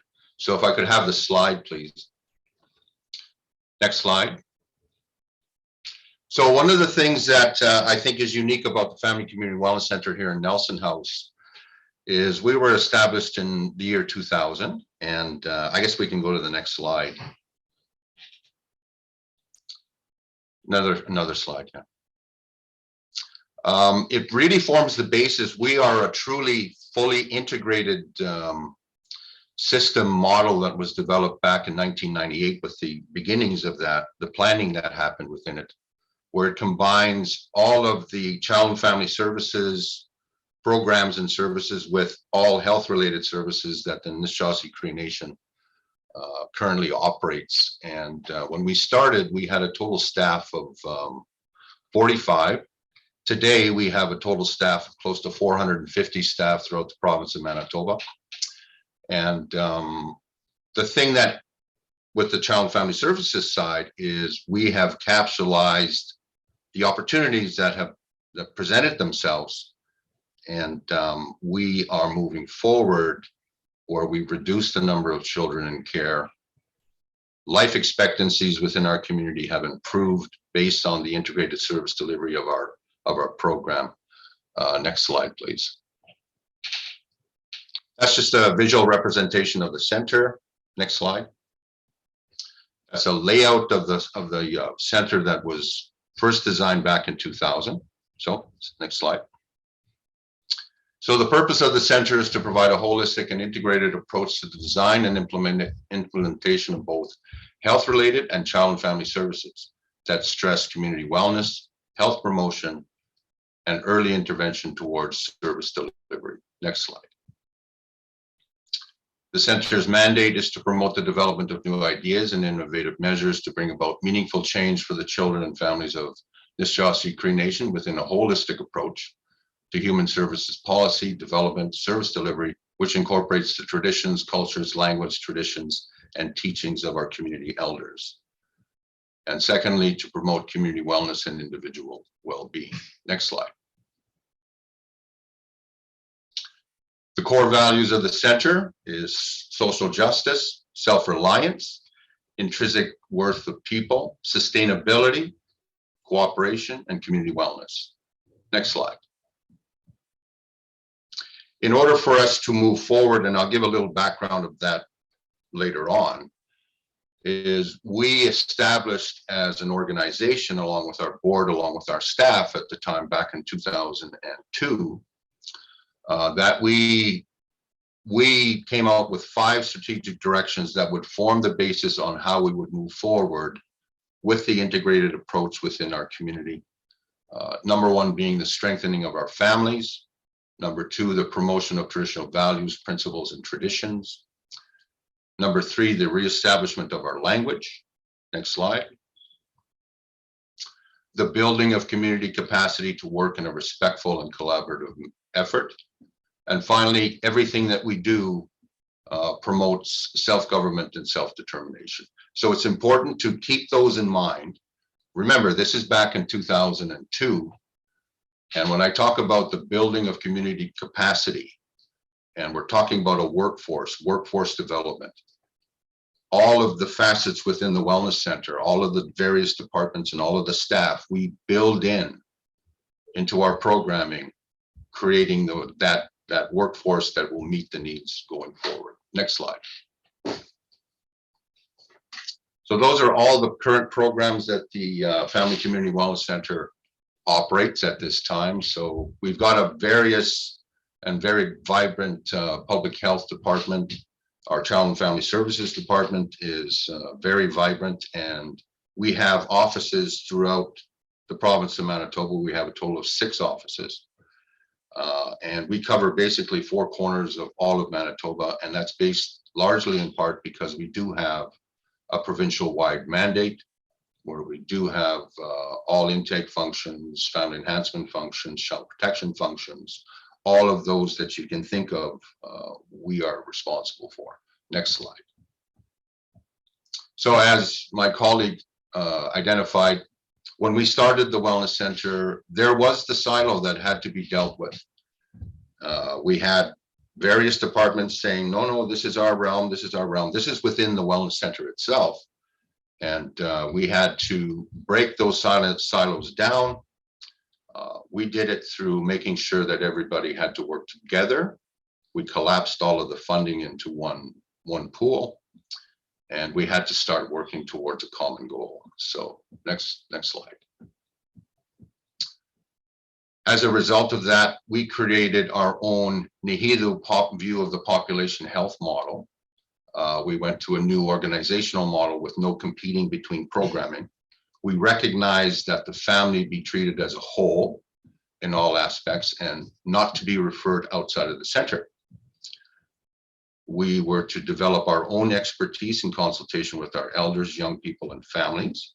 And as I stated earlier, we have grown exponentially since those early beginnings. Next slide. When we first started, unfortunately, I became the director in November of 2001.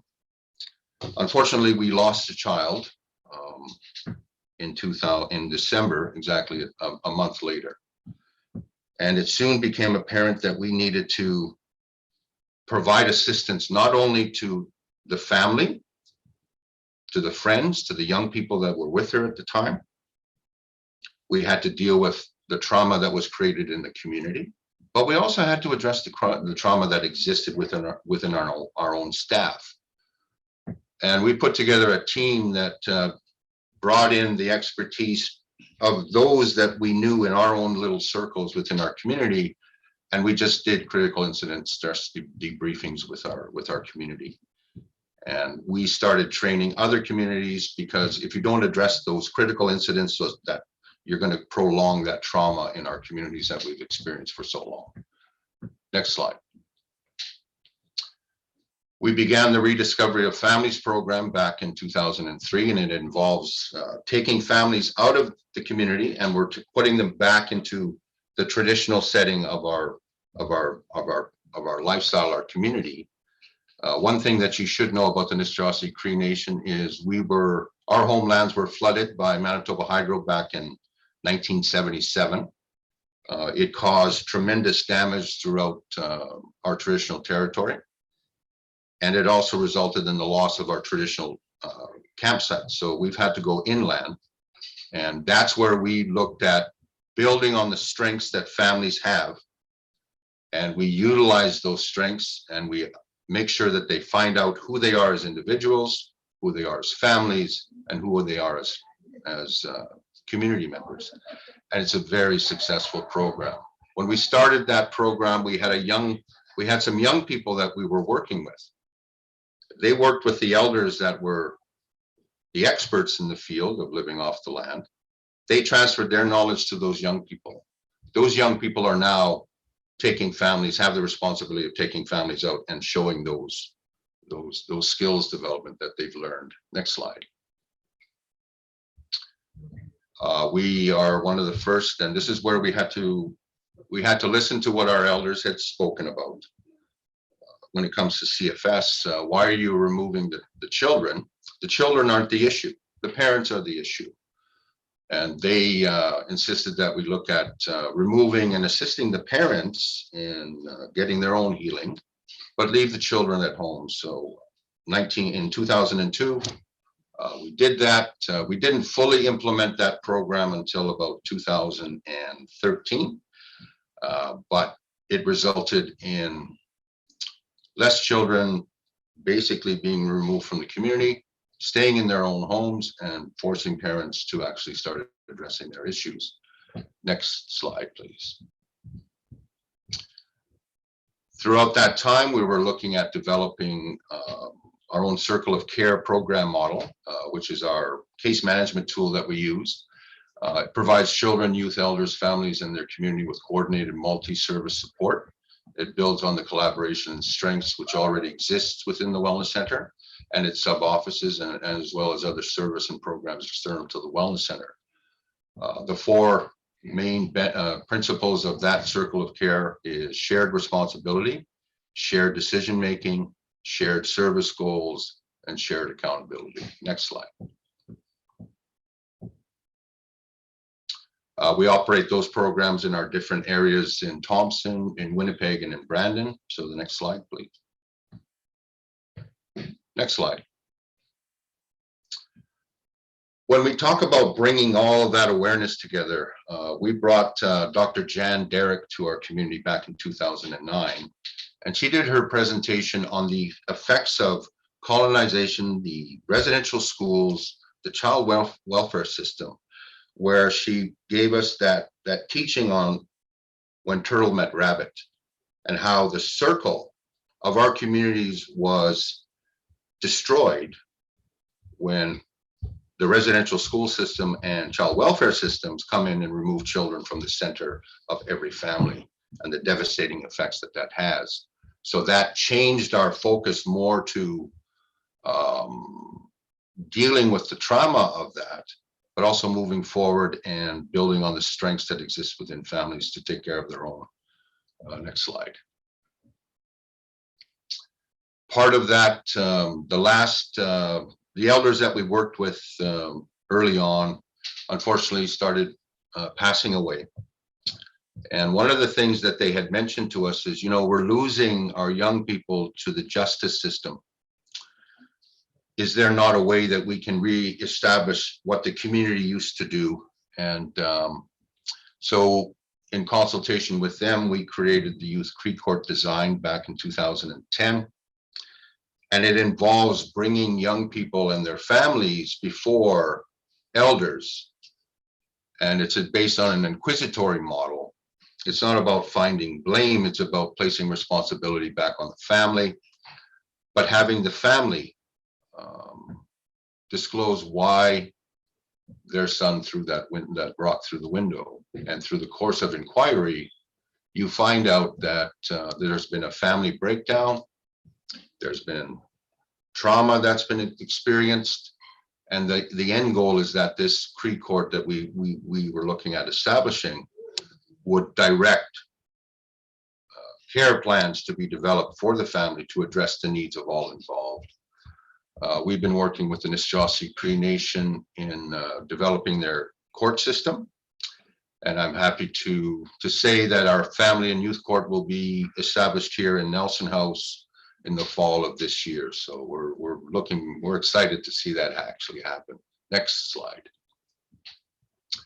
So we've talked a little bit about the trauma and attachment, new programming and services dealing with the historical trauma, improves the self-esteem and image of the individual and family. But we've also incorporated traditional ceremonies into all of our programs so that our people remember that they actually have a history, and that history involves our innate relationship with the land, with the Creator, and how we all recognize that every living thing has a spirit, and we have to recognize that and work with that spirit. Next slide, please. Circles of Security is a program that we started in 2012, and it actually brings home how we design what the parenting program for our parents in foster homes incorporate into all of our processes. This is delivered by our 2 family therapists. Next item, next slide. We also recognize the need for homicide bereavement support group. We established that through the province of Manitoba back in 2013. And unfortunately, we don't, I hate to say, but we do have a number of families throughout northern Manitoba that we serve. When we first started the program, we had 15 families involved. So we had 15 families affected by homicide. Those families now are the ones that are delivering the programs and assisting any new families that are coming into the program. Next slide. We've just recently come out with our own version of our own child and young person strategy. The goal of it is that Nisga'a Cree Nation is the best place in the world for children and young people to grow, develop, and thrive. Our 6 outcomes are that children and young people are loved, safe and nurtured, have what they need, are happy and healthy, are learning and developing, are accepted, respected, and connected, and are involved and empowered. And our goal with that is to bring the circle of care much broader. And the plan is to coordinate all services within the community to meet these outcomes. And this will become and form the basis of our social policy with respect to that. Next item. Public health strategy that we've developed addresses areas of community health based on our model of prevention, accessibility of our services through integration, early childhood, which includes maternal child health, the STAR program, Jordan River Anderson program, pre and postnatal, daycare, Head Start, vaccination programs, COVID-19 response, counseling services, and home community care, just to name a few. Next item. We are moving to the digital age because we reckon one of our staff, one of our young staff said, you know, we need to get with the times. So we're going to web-based services. So we're creating an app for access to services within the center for use by community members. We're looking at developing a seniors monitoring program with so that we can monitor health and provide that fall protection. Language learning, mental health gaps become apparent. We're looking at a long-term community recovery plan in order to assist us in doing that. Next slide. Youth initiatives, of course, we've got the land-based learning opportunities program. We've established our own Wellness Center Sports Association. We've incorporated recreation therapy programs. We have a modern fitness center. We heavily rely on cultural activities. And the next slide, please. Human resource investment. When we talk about creating that workforce, we did it initially with the critical debriefing teams that we developed in-house. We provided funding for one of our staff to get their master's in marriage and family therapy. We just recently had 17 graduates who are staff members of the Family Community Wellness Center go through a 6-year social work program. And we're looking at doing a licensed practical nursing training program for next year, where we're hoping to secure 30 spots, but have those spots here. Early childhood educators, we've got 15 that we're currently enrolled in, and that will continue to grow. We're looking at occupational therapists training program that will support Jordan's principle, but will also support the development of our own community adult living programs once they transition from Jordan's principle or from our group homes. One of the things that we're really proud of is we've tapped into the resources with the nation. We've taken a number of young people off the social assistance roles here. We've put them in an employment growth opportunities program, and that gives them the basis and the tools. Although it's land-based, they're learning traditional skills, and as such, they have now graduated into other programs within the center, and we have a new group that's come in, and it's really working well. Next one. Felix, just as a quick reminder that we're going to have to start coming to an end, all right? Okay. We've established our own construction division within the Wellness Center. So as you can see there, we are assisting the nation in the construction of our own aging out of care into the community program for our young people who are currently in our CFS system. We're also looking at plans for the development of 50 home subdivision here in the community. And we're also looking at assisting in the development and construction of commercial space units in 2024. Next slide. Bringing our children home together. We established our own group home in the community. We employ our own people to look after our members, and that opened up in 2017. Next slide. We're relying heavily on ceremonial practices and bringing those age-old practices back, and we've met with a lot of success. Next slide. And there are some of the things that our land-based programming provides participants. Next slide. Opportunity planning, we identify spending and create opportunities. Human resource planning based on what our wants and our needs are. We identify service gaps and develop plans to address. We use what currently exists and plan for investments in our people and community. And we rely heavily on population pyramids that we've created for our community so that we've established baselines. Next slide. Have we made a difference? We have reduced the number of children in care. We have a very low infant mortality rate. People are living longer. Staff retention has increased. Succession planning is being implemented. As we become older, we're bringing in younger staff to take over for us. Families are accessing programming more, and our circle of care planning has evolved to community-wide strategies, i.e. child and young person strategy, establishment of our own legislation in courts, etc. Next slide. The future is to develop our own specialized professional workforce, establishment of sustainable programs for seniors, families, and young people, establish a traditional lifestyle economy based on self-determination, self-government, establish effective housing initiatives that meet the needs of our community, maximize existing financial resources for sustainable development. And the last point is we just ask everybody just to do their job. Next slide. And that's it. Thank you very much. Lal and Felix for those very concrete results and actions that can be taken in our communities. So I think there'll be a few questions in the Q&A period coming your way. Our next speaker is Marian Crow, CEO of the First Nations Health Managers Association, here to talk to us on a national scale. So Marian, the stage is yours.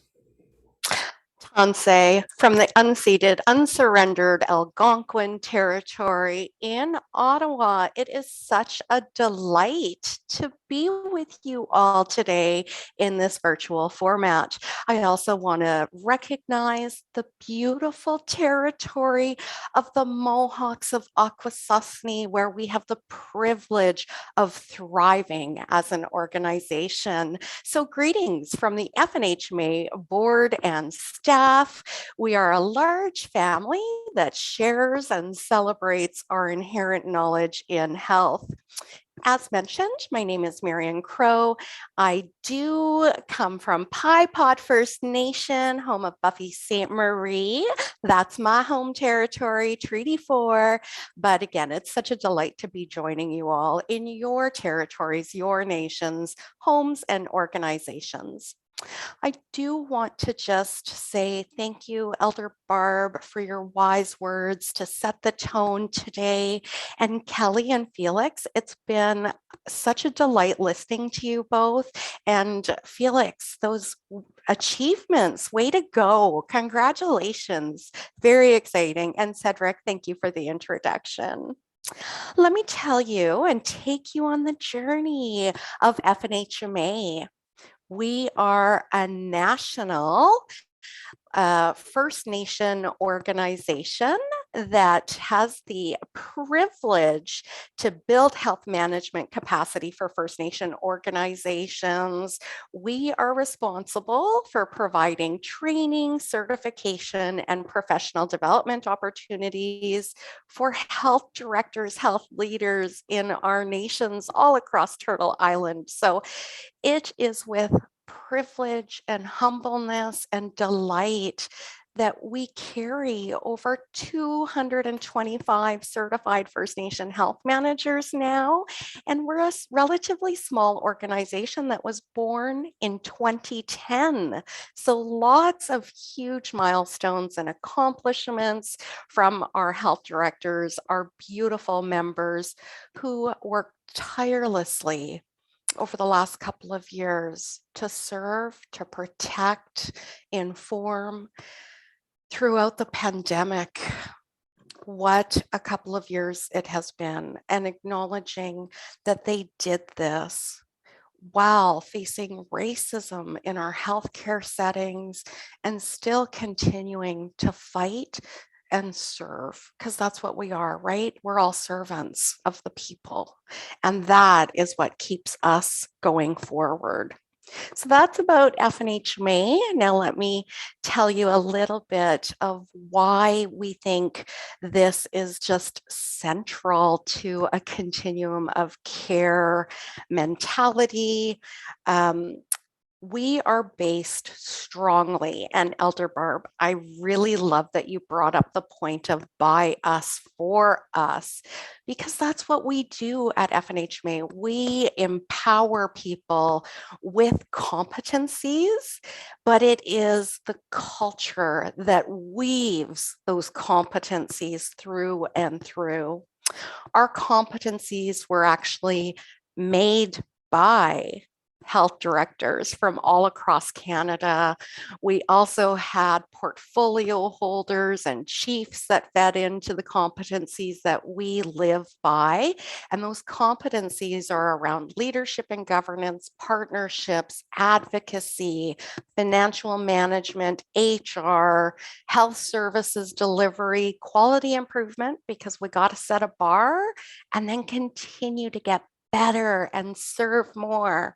And then, of course, we have planning and communication within our competencies as well. But those were absolutely grassroots led with over 1,100 people that engaged in this process. And I think that's part of the success of why FNHMA has been so good at keeping that grassroots connection for those that we serve in nations.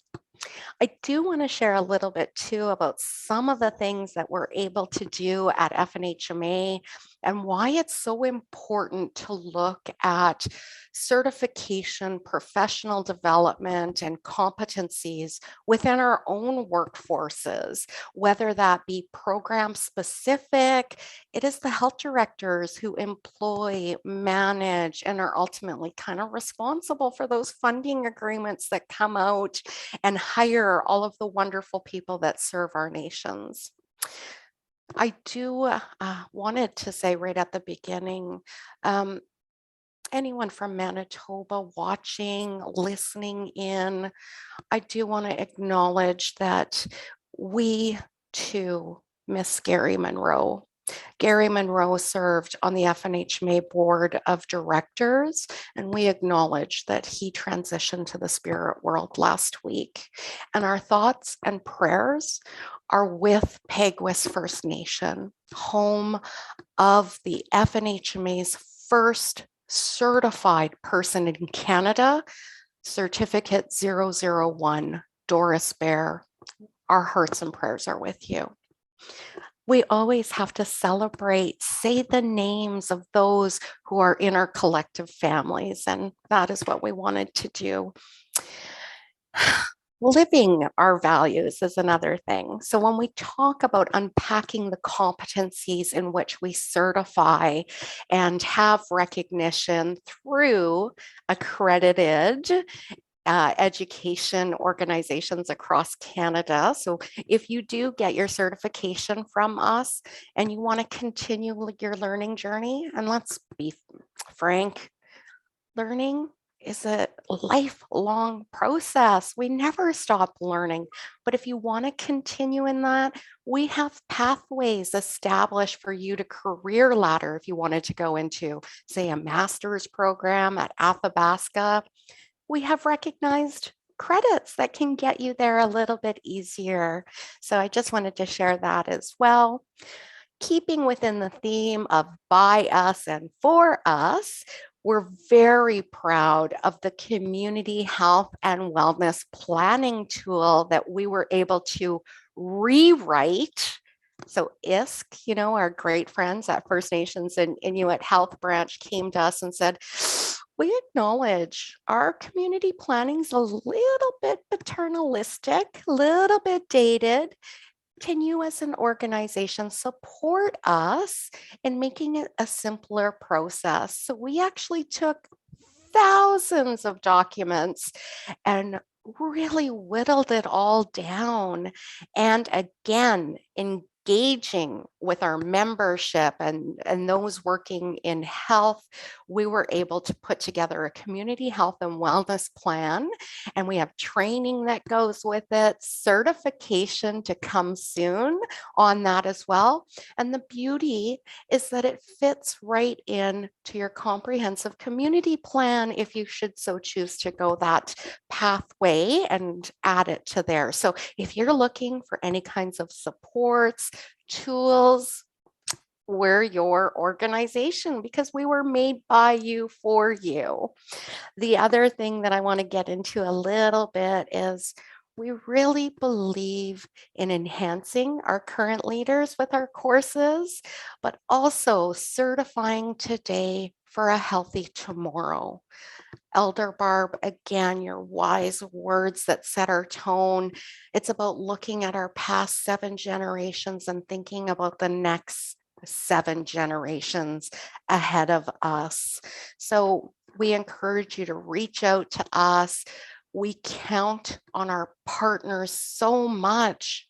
The Assembly of First Nations, thank you for inviting us to share some of our practices, information, because we do bring our members with us. And that is the voice that people really want, is the health directors from across Canada.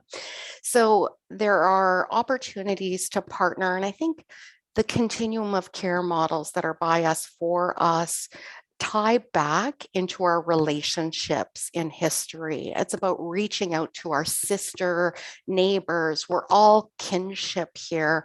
And that's something that we live really well at FNHMA. If I don't say so myself, we value the strengths that Thunderbird Partnership Foundation brings to the table and putting forward trauma-informed care learnings, looking at things from a very best practice lens, from a strength-based positioning.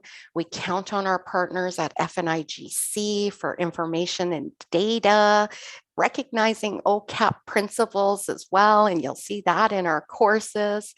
And we do celebrate and share our inherent knowledge every year at our national conference. I would be so remiss not to tell you, we are back in person this year in Victoria, BC, and we are expecting over 500 delegates to come watch our new certified First Nation health managers cross the stage. We're going to unpack trauma-based care as well. We're going to talk about rising against racism, and we're going to have some pandemic reflections. And let me tell you, as an organization, we put everything on hold over the last couple of years. That strategic action plan of 5 years got paused. I'll tell you, we're working on our 10-year plan now. We just met with our amazing board and they set the direction for the next 10 years. But what I will say is during that pause, we didn't shut down. We didn't go away because you didn't go away. You were there protecting your community with PPE, cedar, and all of the amazing medicines that we have in our nations during the COVID. Well, we're not out of it yet, right? I hope you're all boosted, by the way, but we stepped up right away. We launched our work from home and we shared information over 61 hours of COVID-19 dialogue that was put on APTN every Saturday at 5 for the world to see. And in that, we were able to educate people. Mainstream Canada tuned in to get their information about COVID-19 through our partners because we wanted to simplify the messages and make it relevant to us out in the nations. I see Cedric just popped up and I'm noticing my timer says 2 minutes. So I'll get into my closing comments, but I will share. We even redid our whole certification program, even while doing 61 hours of pandemic information talking. We did a hybrid program, so the learning never stopped at FNHMA at all. And what's for the future? What are we looking at? Well, we're thinking about how do we support other organizations who are forming themselves around the social determinants of health. For example, I want to see more professional associations led by our own people. The Housing Professionals, brand new organization that we're excited to partner with. The First Nation Education Administrators Association.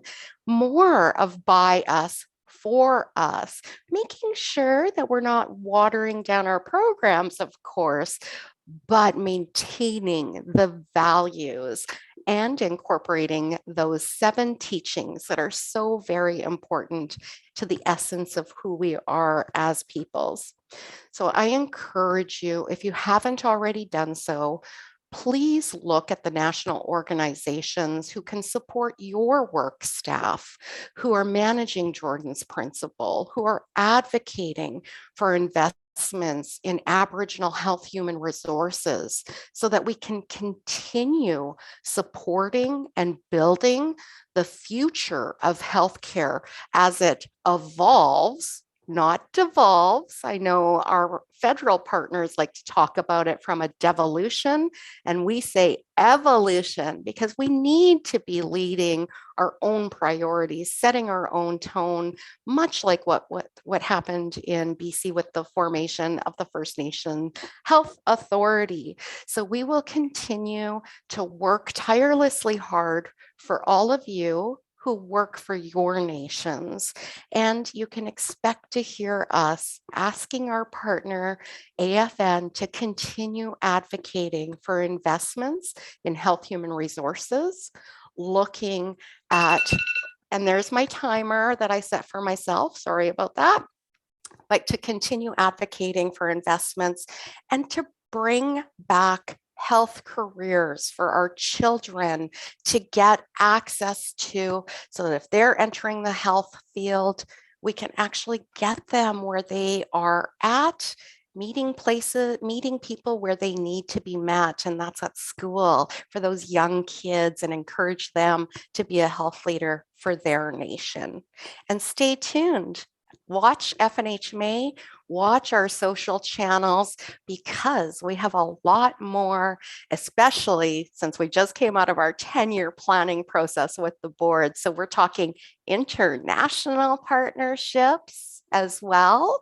And we're going to be welcoming some great folks from Australia to our national conference that's happening November 1, 2, and 3 in the beautiful territory of British Columbia in Victoria. So I continue to wish you health, happiness, stay safe, and hi. Bilal and Marian for those words. And now we come to our Q&A section. It's going to be a little shorter to adapt for time before our performance from Fawn Wood. But there is one question that I'd like to hear from all of our presenters on. And it's a reality that we know in all of our communities are systemically underfunded. So the question I want to hear from is, with this unsustainable funding, how do you guys produce the spirit of care for your workforce and for your community needs in this reality that we have? Now I might open the floor up to Kelly Holly first. Partners, partners. It's the only way that we can do it. Especially with Jordan's Principle. I mean, when we started, we were 3 people and we had caseloads of over 1,000 children. It was just not humanly possible without partners. And that's how we've built Jordan's Principle from 3 staff to 15 staff, and with the huge reach we have now in Unama'ki, partners. Thank you, Kelly. Felix, in this world of underfunding, how do we succeed in having that community-based approach? Thanks for the question.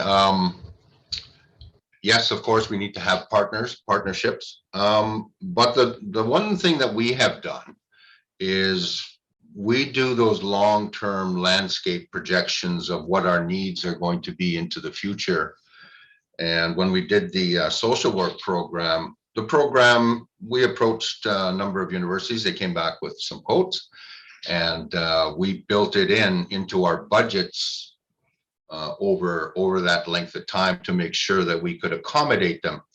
And while that was happening, we also built the skill set of junior workers who were assuming those positions and mentoring them internally. So when you're looking at dealing with the uncertainty of funding, you have to look within to see what you have, build on the strengths that exist within your communities and your partnerships, and you make those necessary investments to make sure that they become reality. And you just do it. You just have to do it. Thanks. Yes, thanks, Matt, and I like it. Just do it, eh? Marian, how do we deal with underfunding? Oh, I love this question. When we were born in 2010, little did we know what was about to happen across Canada. All of those cuts. Oh my goodness, you all remember. We watched Naho close down just as we were in our infancy. So, one of the asks of our organization from our leadership was that we have a sustainability plan at FNHMA. And I do want to share that we were 100% government funded in year 1, and in year 4 we were 100% own source revenue funded. Now we like to float 60-40 depending on the year and what projects we have, but sometimes it's 60% own source, sometimes it's 40% own source. But there's such an opportunity in creating our own wealth, especially given the landscape across Canada and the appetite that mainstream Canada has for Indigenous knowledge, the priorities of racism and fighting it in our hospitals, and our inherent knowledge. People want cultural competency training. What a wonderful source of revenue for a nation if we have those skill sets within our community. So I always think about own source revenue just to get off the government dependency a little bit. So that's what I would offer to think about. Well, and Marian. And we do have maybe a final minute. So I just want to open it up to you guys. If ever there's a final word that you'd like to share with our audience members, again, this is being recorded, so it will be available for future generations, future workers. And maybe Kelly, as a final word. I like what Felix said. You just have to do it. You know, I say sometimes you just have to throw your hat over the fence, because then you have to climb in after it. And once you make the commitment and you just keep reaching out for help comes. Thank you, Kelly. Felix, final words? My final statement. I think you just have to invest in your own people. You have to believe in your own people. You have to develop your own people. And but you always have to be cognizant of what our elders have brought and done and sacrificed for us to be here. And to all of these, just look at being empowering and moving forward and just believing in yourself. But we all have roles, and it's what I tell my staff every once in a while. The only thing I ask you to do is to do your job. Let me do mine. I'm not going to bother with yours. You do your thing, I'll do my thing. And but you need to have a strong, well workforce in order to do the amazing things that our staff do. And that's why we've incorporated our own sweat lodge programs into every component of our program. And we are relying heavily on ceremonial aspects and the reliance and words and wisdoms of our elders. But one of the things is that you just have to believe in yourself, move forward. If you know what the task at hand is, plan for it. Plan for it. Just plan for it. Just do it. So it was it. Thank you. Well, and Felix. And final words, Marian. Oh, I would have to echo my colleagues on the panel with their words, but I will also say, please keep advocating for more federal funding in the areas of investments in health, human resources overall. We have to be on the same table, singing the same song to our funders, our partners. Let's get our own people working in our nations and not lose them. Let's retain them as well. So I just want to say thank you to all of you who serve your nations. It is such an honor to share this space with you. And my final word will be thank you, Amanda Fox, for making these gorgeous earrings for me today. Little cheekiness there from the crow. Thank you, Marian and Eulalia. Thank all of you for sharing your wisdom and your kindness with us. And again, we know we can do better and we can do it within our own communities. So let's just do it. Thank you again for being here today. And now we will be going on to our health break, which will be a musical performance by Fawn Wood. And we will be coming back to our next panel, which is Existing Continuum of Care Systems with James Morris, William David, and Sonia Isaac Mann. We'll be back in about 15 minutes. See you then. Danse kitatamska atna wow fan wadisigaso yan oni jik squabonik ute nimi waitin egi dute yan uta. I just want to say hello, everybody. I want to welcome everybody here today. My name is Fawn Wood, and I'm very happy to be here today to be asked to share a few songs with you guys. I just want to say thank you to the AFN and NIB for inviting me to this Continuum virtual forum, 7 Generations.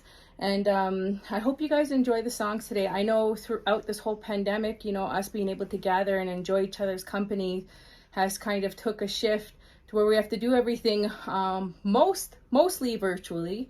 But I'm very glad to still be able to connect with you guys and share a few songs. The very first song I want to share with you is actually a thank you song. This song came to me and my partner, Mr. Dallas Waskahat, during the beginning of this pandemic.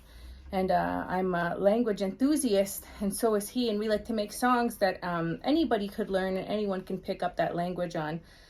This song we're talking about, Nanaskamo na Wanskayan. I'm thankful I woke up today. Ewapataman guta kisagaw and seen another day. Nanaskamon tatu kisagaw. And I'm thankful every day. And I thought it would be a nice song to open up for you guys. Hey, hey, hey.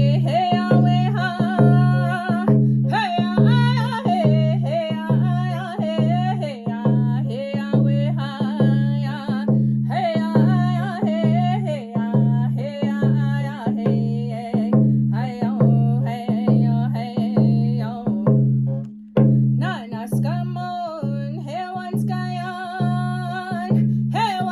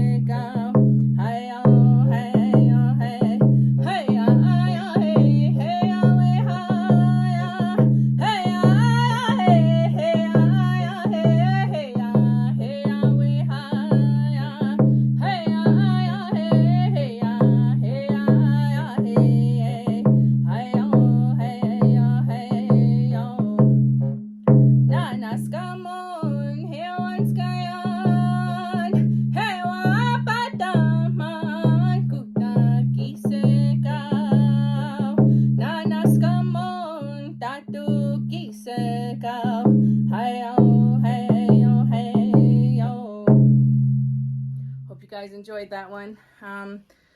Before I get into this next song, I'll explain a little bit about it as well. I am a mother of 3. I have an 11-year-old, a 5-year-old, and a 2-year-old.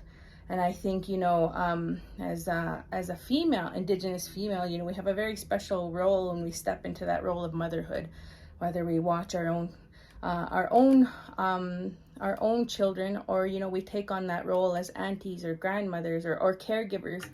And this song was the very first song that I made for one of my children, and it's called Mommy's Little Guy. And I made this because I had this overwhelming feeling of love, and I couldn't express it. And we were driving down to the Gathering of Nations, New Mexico, maybe about 12 years ago. My son was just a small little guy, my oldest, and I had this melody come to me, and it got me real emotional. So I shared with my partner, his dad, and I told him how I felt. And this song just came so naturally, the flow of it. And I'm really glad that a lot of people who enjoy my music have really connected with this song. And it means a lot to me. And I hope you guys enjoy it. Mommy's Little Guy.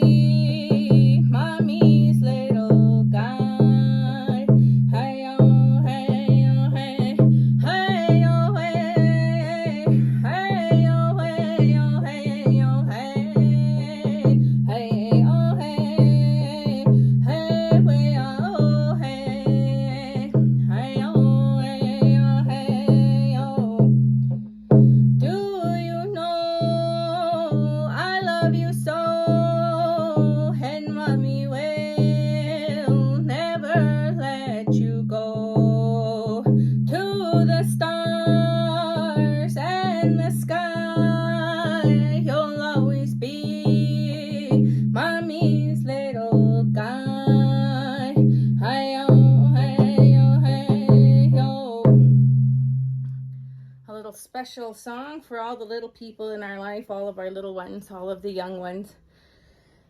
A little bit about the next song. The next song I'm going to share with you is the very first song that I composed in my language. And it all started with a phrase my dad told me, Mr. Earl Wood. He said, you know what? I used to go to him for words all the time. And I was asking him how to say this and how do you say that? I was going to put it in a song. He's like, you know what, Fonzie? You should really take that initiative to learn our language, he said. When you understand what you're singing and what you're hearing, it brings a whole nother beauty and life to that song. And that really stuck with me. And so I started my language journey about 8 years ago. And but when I first started singing and traveling all over Turtle Island, I would get asked to share some encouraging words with young ladies. And I didn't know what to say, and I was really shy, and I wasn't good at speaking yet. So I put it in a song, and this is called Tapueoma, and translated, it says, it is good, all of you here, all of you women singing. Not literally translated, but something like that, because, our Cree language, it's a very descriptive language, and very fluid as well. So change it up a little bit, go from a round dance to more of a powwow style song. Hey, way, oh, hey. Hey, way, oh, hey. Hey, oh, hey. Hey, way, oh, hey, oh, hey, oh, hey, hey, oh. That way, oh, ma. Get nice, get now, wow. Gan kamoyek. Kaki o esque waka. Hey, way, oh, hey. Hey, way, oh, hey. Hey, oh, hey. Hey, way, oh, hey, oh, hey, oh, hey, hey, oh. That way, oh, ma. Get nice, get now, wow. Gan kamoyek. Kaki o esque waka. Hey, way, oh, hey. Hey, way, oh, hey.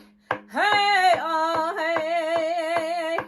Hey, way, oh, hey, oh, hey, oh, hey, hey, oh. That way, oh, ma.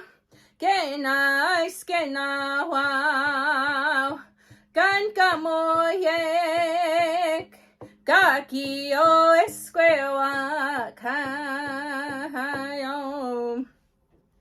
You know, as an Indigenous singer and, linguist and vocalist, recording artist, I always wanted to make a point that, and every time I put something out, that I would do it in a way where I'm representing all of our Indigenous female beings and spirits. And I really put that in a lot of the titles of my songs and the lyrics and the point of views. And this next song I'm going to sing with you is off of my second solo album entitled Gigawino, which in our Plains Cree language means our mother. And I wanted to honor all of the motherly beings of this earth, our own mothers, our grandmothers, Mother Earth, our aunties that take on that role, the future mothers, our daughters and ourselves and the generations to come, and even all of the female beings that aren't of the human race, our animals, our plants. And but this song is a very special song, the song I want to share with you guys next. And it was composed by my uncle Randy Wood. And he originally made it for his late adopted brother, my uncle Stony Whiskey Jack. And we recorded it together. And since then, people have connected to this song on a whole other level, where they are utilizing it now to bring awareness to our MMIW, MMIP, and all of the issues that surround that.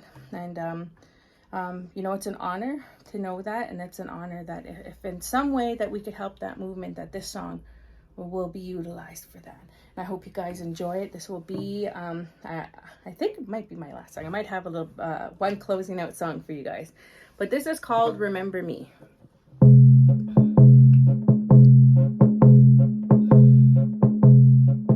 Hey,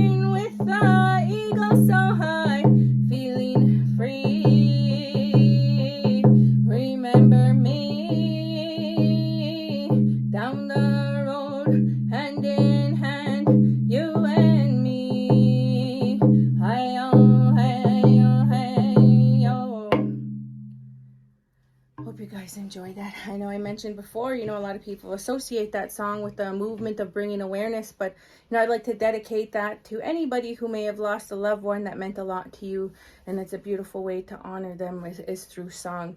Again, I just want to say, wow, yo, I'm thankful for you all. Wow, I'm sending my love to each and every one of you guys and your home fires and all of your loved ones and your families. I know we kind of see the light at the end of the tunnel with all of this, all of the stuff happening in the world right now with the pandemic and everything like that. But I know, again, we will see each other one day and in person. And I want to say, Eksemaga, Eksepetama. That's all for now. We don't have a word in Cree for goodbye. Thank you, Fawn Wood, for your performance. And I get chills every time I hear Remember Me. So always a pleasure to have the opportunity to listen to Fawn's music. And now for our final panel of the day, before going on to our final presentation, we have the existing continuum of care systems. And we'll have panelists here to discuss and share how their existing systems of care cover community wellness for both the individual, but also the community aspects of health, social, and economic services. So our first speaker is James Morris, Executive Director of the Sioux Lookout First Nations Health Authority. James, the stage is yours. Thank you. Can I get my presentation put on the board?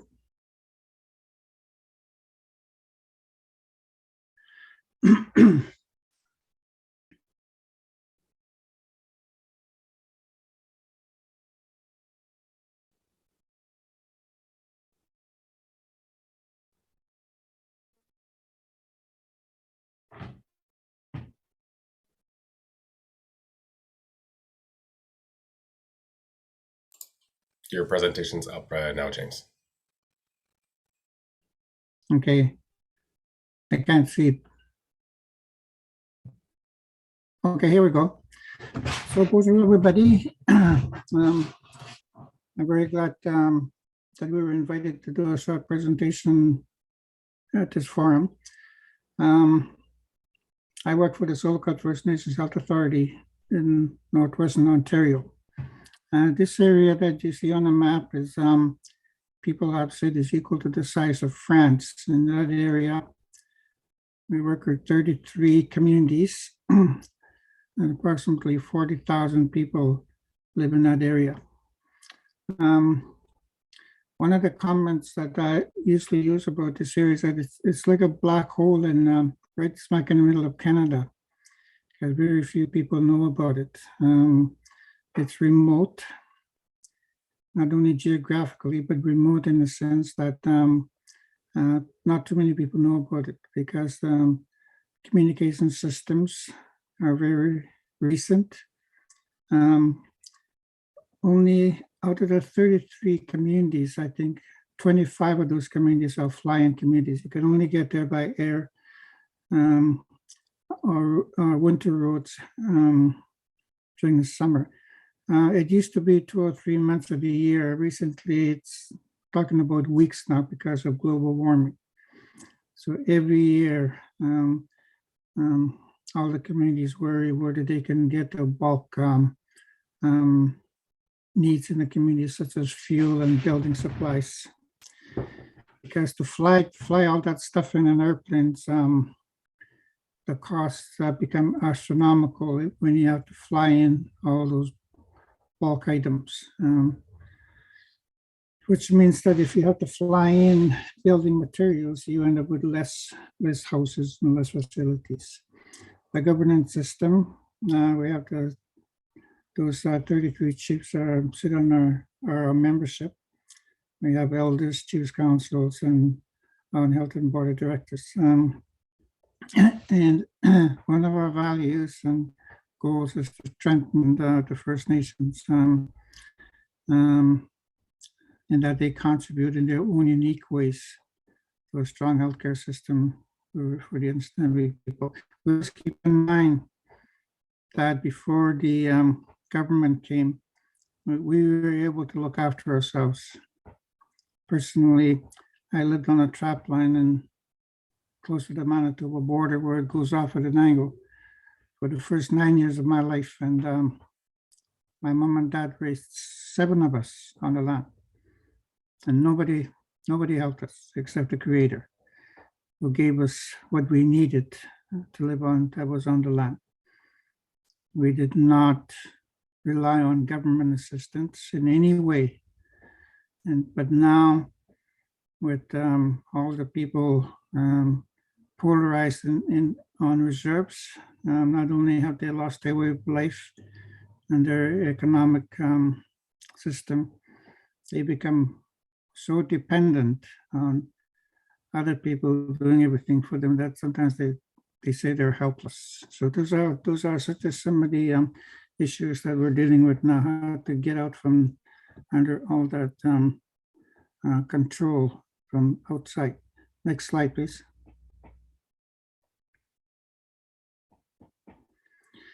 In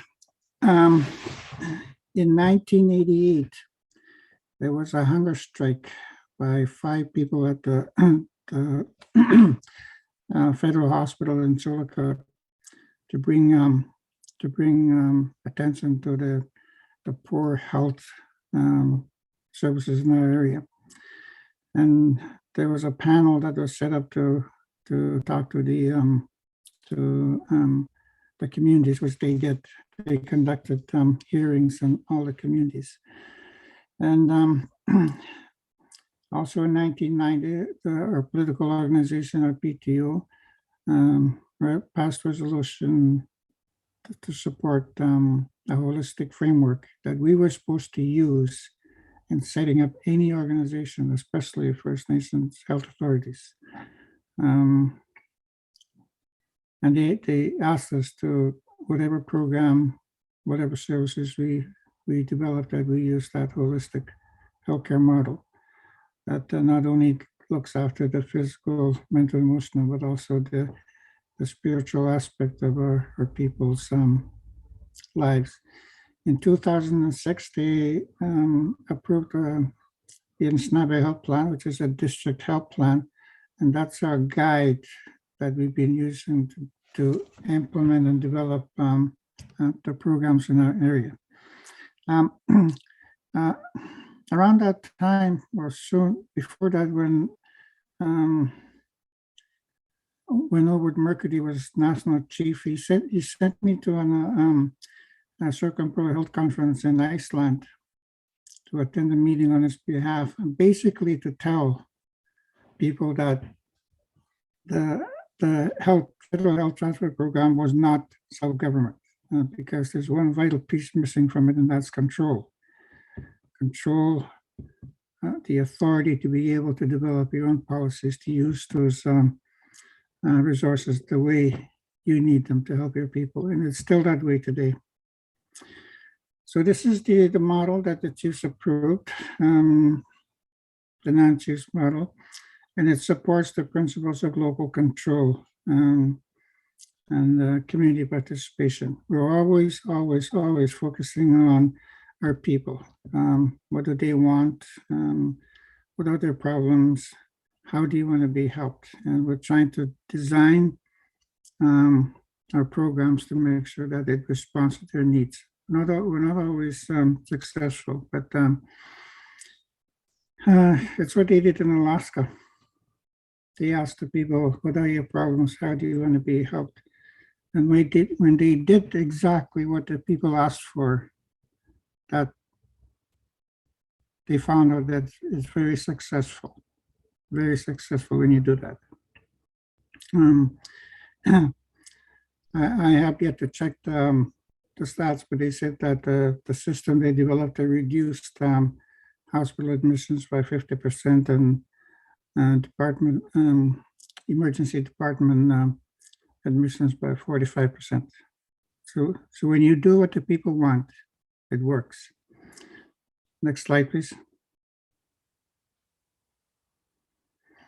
The current services that we have a primary healthcare team. It's based in Chillicothe, where headquarters is, but they go into the communities on a weekly basis. Development services. Approaches to community well-being is what we call our public health program. And it became very helpful during the pandemic that we had. We have our own public health officer and prevention of infectious disease nurses. We were lucky we had them. We also have client services, accommodations, hostel, transportation. We have physician services. The physician services are run by a separate corporation, but they don't have an infrastructure. So we have a management agreement with them where the health authority provides all the support services for them. We have a northern clinic where people go for checkups. We have administration. We have a mental health services that's been in existence since 1982. We have a privacy and research unit. We're just in the process of developing a quality assurance program, because not only for ourselves, but a lot of our communities really need to get into quality assurance. And we're in the midst of developing our health information management system. Next slide, please.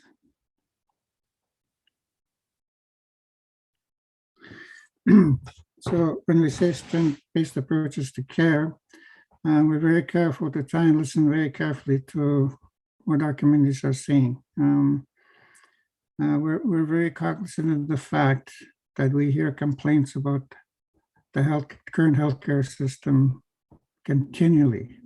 Like sometimes I hear complaints every day, every week, every month, and we need to spend more time finding out from the people, what kind of system they want.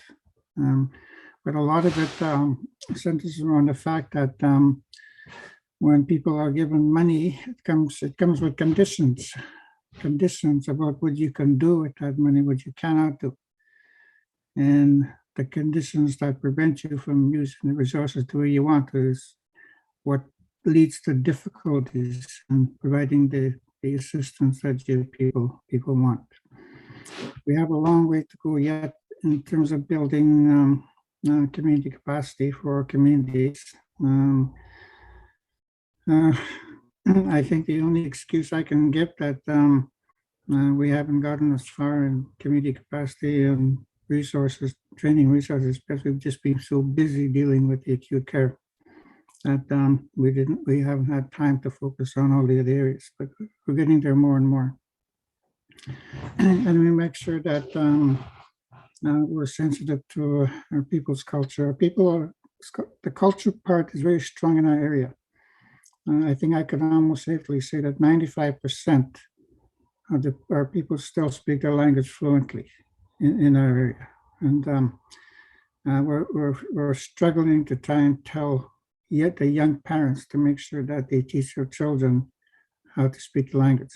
It only takes a child a year to learn a language.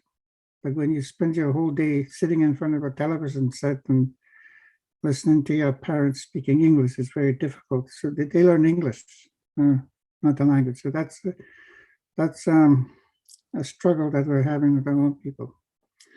Next slide, please.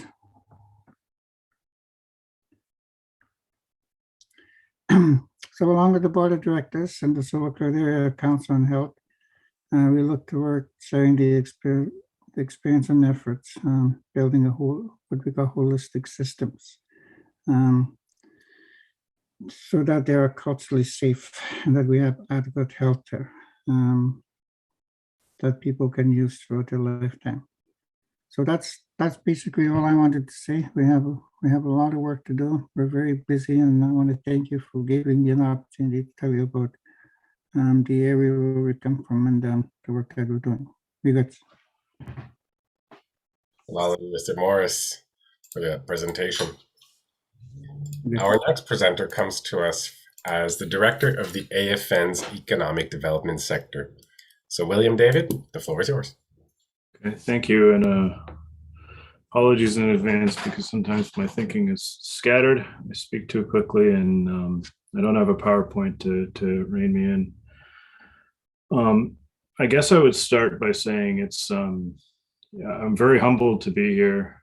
Very humbled to be here on unceded Algonquin territory. first of all, and then I'm also humbled to be in this meeting. And I guess I've just resigned myself that I'm more of a policy person than an actual doer.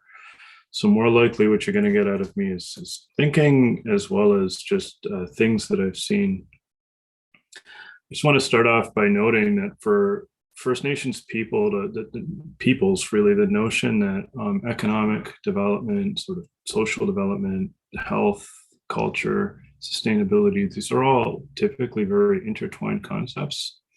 And that's not necessarily the case for, well, particularly for the sort of colonizing world as it colonized and sort of what's left in terms of systems, particularly in Canada.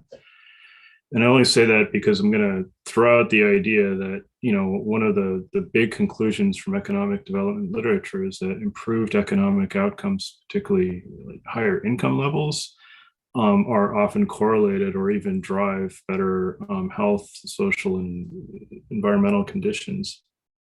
I want to challenge that a little bit as well. At least the causal notion, as well as the relationship itself. And I'll get into sort of why in just a moment. The other thing I want to challenge there is just the base assumption, because there's growing literature that suggests that economies, healthy economies are linked to healthy communities, is very novel for most of the Western world. But also the concepts themselves are so compartmentalized, there are severe limits in that kind of a conclusion. For example, if there's a dramatic amount of income inequality in a community or in a society, social and health outcomes don't follow higher income levels. Why am I saying that? I'm saying it because I want to break down the concept of economic development and economic services a little bit in this presentation. And I guess I'll start with the notion of, and where I've seen linkages between economic development and health. The first place where it can come up, but not that often, is in the context of resource extraction. I've seen it happen very rarely, but it does happen that an Indigenous community has the ability to leverage an impact and benefit agreement to provide health, social benefits or services as part of a broader package. I suspect it's not common because, like the AFN, many First Nations governments have an economic development department, a health department, natural resources department, etc. So it actually takes very much an integrated approach to even conceive of the idea of asking for it. Never mind actually negotiating something like that. And the rationale, by the way, for doing something like that is that the alleged adverse impacts of natural resource development, because it hadn't actually occurred yet in these cases, leads Indigenous communities to be preemptive about addressing those impacts, both environmentally and also socially and in terms of health impacts.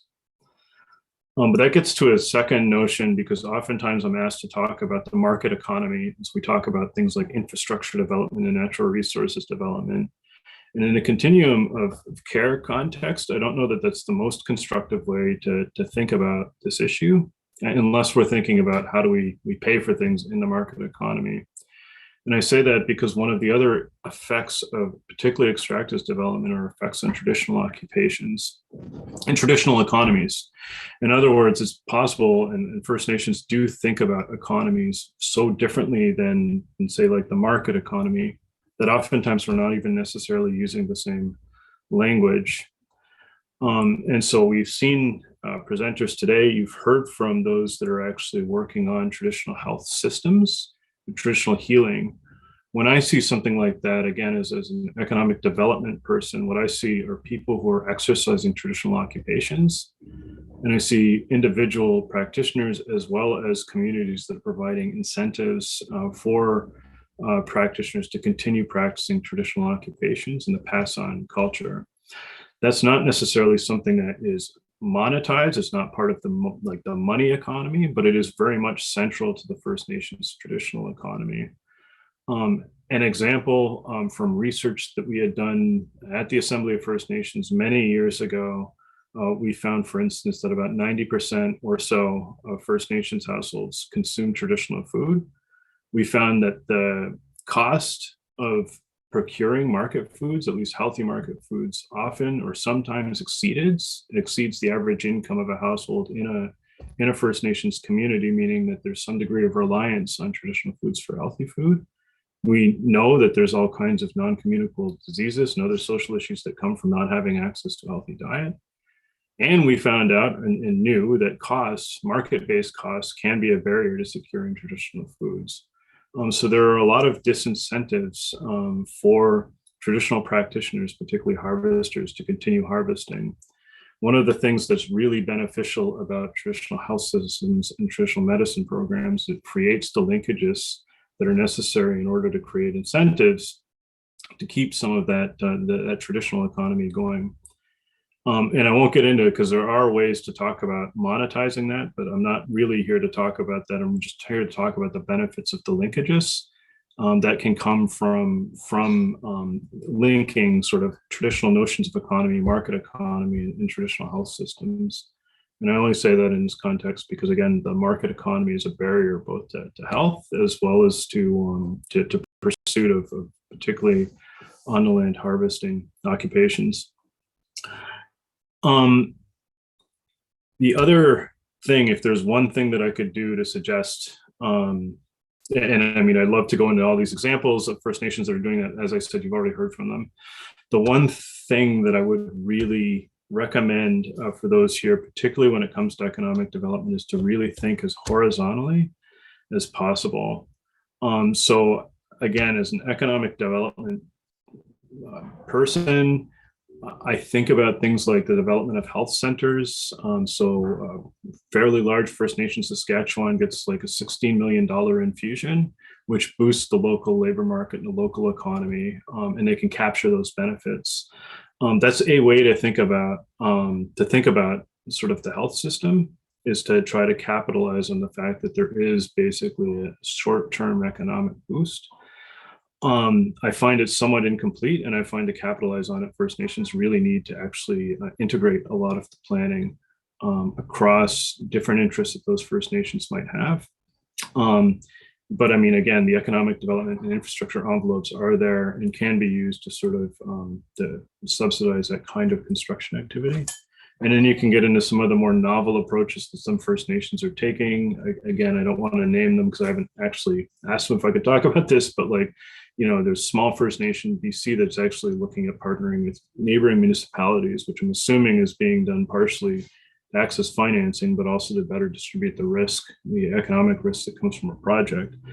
That could actually be a landmark reconciliation initiative, as well as having some degree of sustainability for the program as time goes on.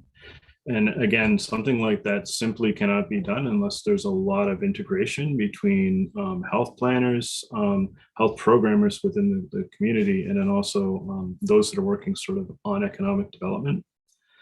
The last little point that I wanted to make on integration, which is just really helpful and key, is to also think about labor market needs and the availability of labor market supports, which typically fall within more of the economic sphere.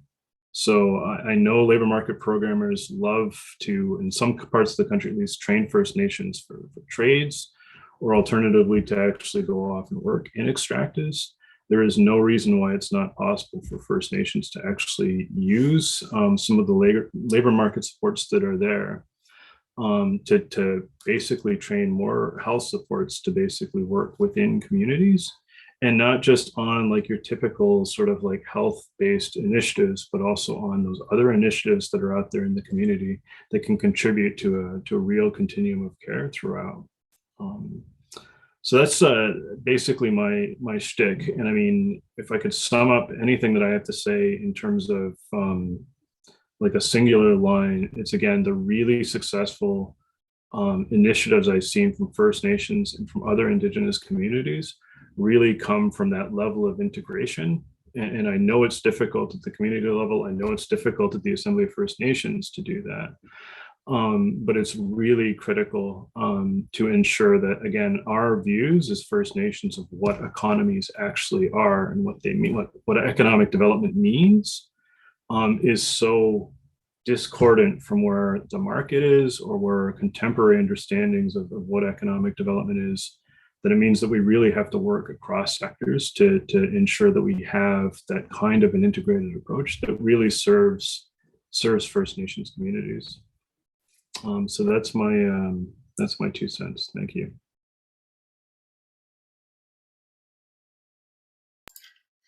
Thank you, William. Thank you, William, for that. Our next speaker comes from my home community of Listigage and is here today representing the First Nations Health Authority Community Health and Wellness Programs and Services as Vice President for this organization. So, Sonia Isaac-Mann, the stage is yours. Great, thank you. Just want to acknowledge that I'm calling in today from the Matsqui Territory in the BC Valley, which is about an hour east of Vancouver. As Cedric said, I am from Listigage First Nation, and I currently serve as the VP for Community Health and Wellness Programs and Services at the First Nations Health Authority in BC. I've been here since 2015. Prior to that, I was actually at the AFN for just over 10 years. So well familiar with the work.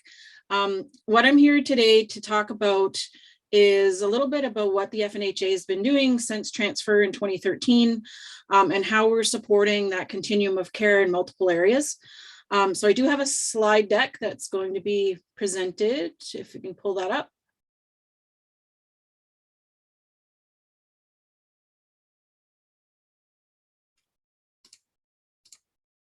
Great. So if we can go to the next slide. So just wanted to talk a little bit about the unique structure in BC. So we do have a health governance structure that was established prior to 2013 through the governance decision-making with leadership here. 203 communities had conversations for years leading up to this structure. And how this is set up right now is we have the First Nations Health Authority, the First Nations Health Council, and the First Nations Health Directors Association that serve as partners in the work. And then our tripartite funding agreement and the relationship with our provincial partners, as well as the Health Canada and federal partners, are part of this in terms of our governance structure. And that's a unique approach that is in place in BC in having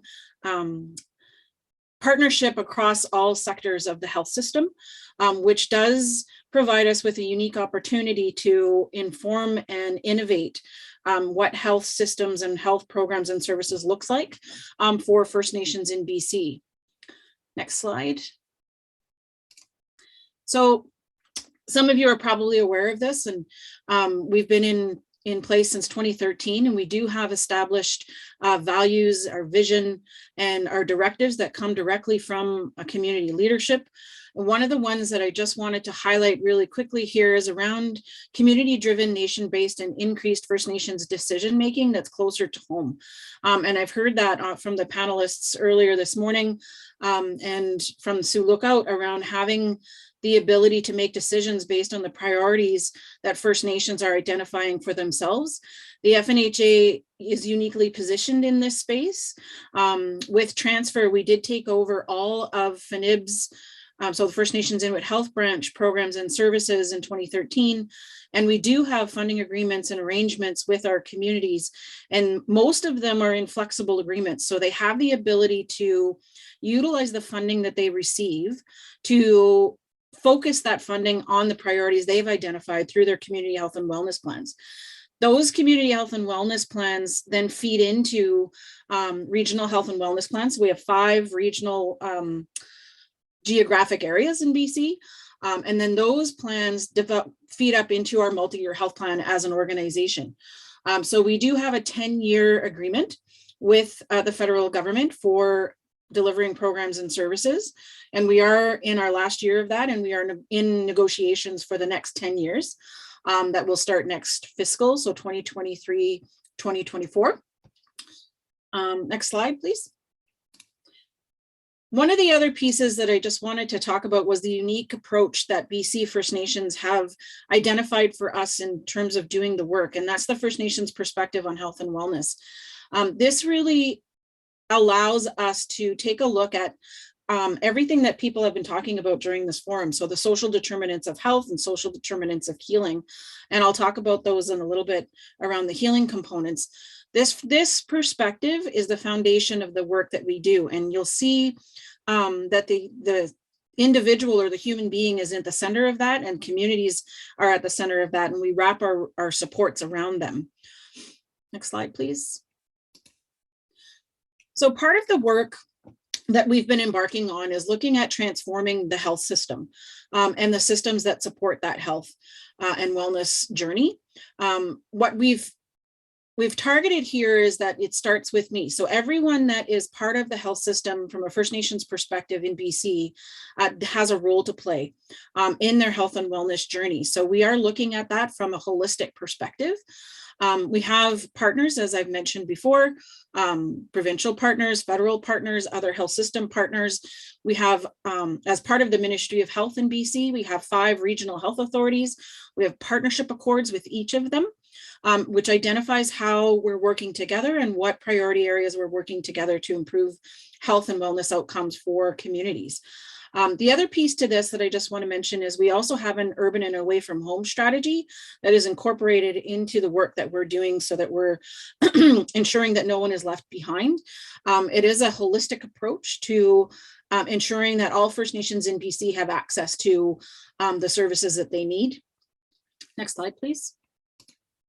So part of the work that we've embarked on, and this is something that we established early on, was looking at health and wellness through a cultural safety and humility lens. And we do have a cultural safety and humility declaration as part of the work that we're doing.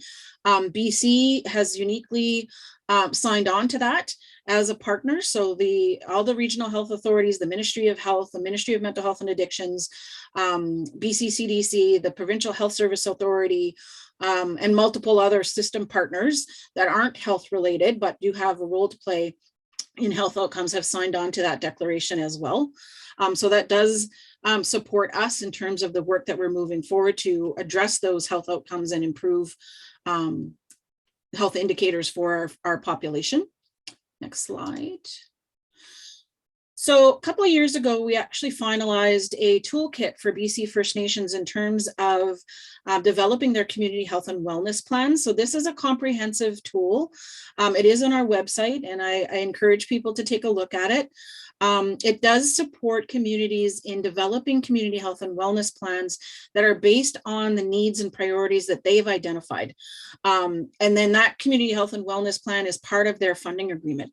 The other piece that I just wanted to highlight here is that we do have capacity from an HR perspective to help support communities developing those tools. We have funding arrangement advisors in each of our regions, as well as finance staff to help support communities in developing these plans. And I'll just put a caveat on here in terms of community readiness. We're at various stages. There's 203 communities in BC, and some of them are part of umbrella health service organizations. So it looks a little bit different depending on which area you're in. But for the most part, most communities are enjoying flexible funding agreements. Now, with that said, though, there are some components of the funding agreements that are considered set. And I'll provide an example of that. So the Indian Residential School Resolution Health Support Program is a set program. So any funding that's received in that area must be spent on those support functions. Okay, next slide. I already talked about this. So we're initiating system change towards community-based driven, nation-based decision-making, and those plans are being developed locally. Next slide. One of the areas I just wanted to highlight was around mental health and wellness, and we have been supporting a coordinated continuum of care around mental health and wellness that provides the opportunity for communities and regions to look at how they provide supports and programs to their their members in relation to mental health and wellness, and that does include treatment services as an example. Part of what we are working on right now is updating and developing a First Nations mental health, wellness, and healing framework. And I include healing in that purposefully because we've heard very clearly from our communities in BC that there is a requirement to heal from not only the historical trauma and intergenerational trauma due to Indian residential schools, but also from colonialism beyond that, as well as family violence, addiction issues, and the list goes on. And I'll talk about that in a slide a little bit later. So what we're looking at here is shifting not only from a siloed approach to mental health and wellness like counseling and addiction services to more of a healing model, which is trauma informed, but also trauma based. And it addresses the root causes of that trauma and not just around programs and services that would have existed through the federal government or provincial service. We're looking at how do we build something for our communities that's based on what they've been telling us. And we've done some significant engagement in this area. In 2017, 2018, we actually received 597 recommendations through engagement with communities around mental health and wellness. And that's what's going to be the basis of the development of this trauma-informed mental health, wellness, and healing framework. So that will be finished, I would say, in the next 3 to 6 months. And we will be sharing that out with our partners, and happy to share that with AFN as well, and through their mental wellness table. The other piece that is included in this is the development of a provincial network of healing houses or lodges or modalities, and that'll depend on the conversations that communities are having themselves around what healing looks like for them. So more to come on that over the next 6 to 12 months. Okay, just to quickly talking about the evolution or evolving from the social determinants of health to the social determinants of healing. So in 2018, there was an agreement between the federal government, the province of BC, and the FNHA around a mental health and wellness MOU, which was funded at $30 million. And this was intended to inform a broader 10-year strategy that the Health Council will be working on. And this is really going to be looking at how to address the social determinants of health from an Indigenous perspective. And this includes areas like land-based healing, toxic drug crisis response, the traditional healing, traditional medicines, treatment center revitalization and innovation, suicide prevention and response, life promotion, the Indian residential school discoveries, and murdered missing Indigenous women and girls, just to name a few. The other caveat that I want to put on here is that the work that we've been doing has been obviously innovative and transformative, but there's been difficulties along the way. So in terms of and everyone is aware of this, in terms of the context of public health emergencies, in BC, it's been, I would say, quite convoluted in terms of navigating multiple crises at the same time. In 2016, there was a provincial state of emergency, provincial public health emergency that was announced by the provincial health officer on the toxic drug supply or the opioid crisis. On top of that, we've had some significant wildfire seasons in BC.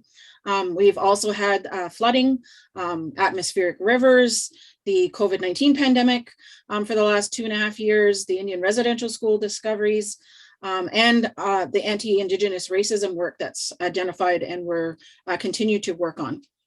Next slide, please. Okay, I already talked about this. Next slide. So one example that I want to talk about is around long-term care.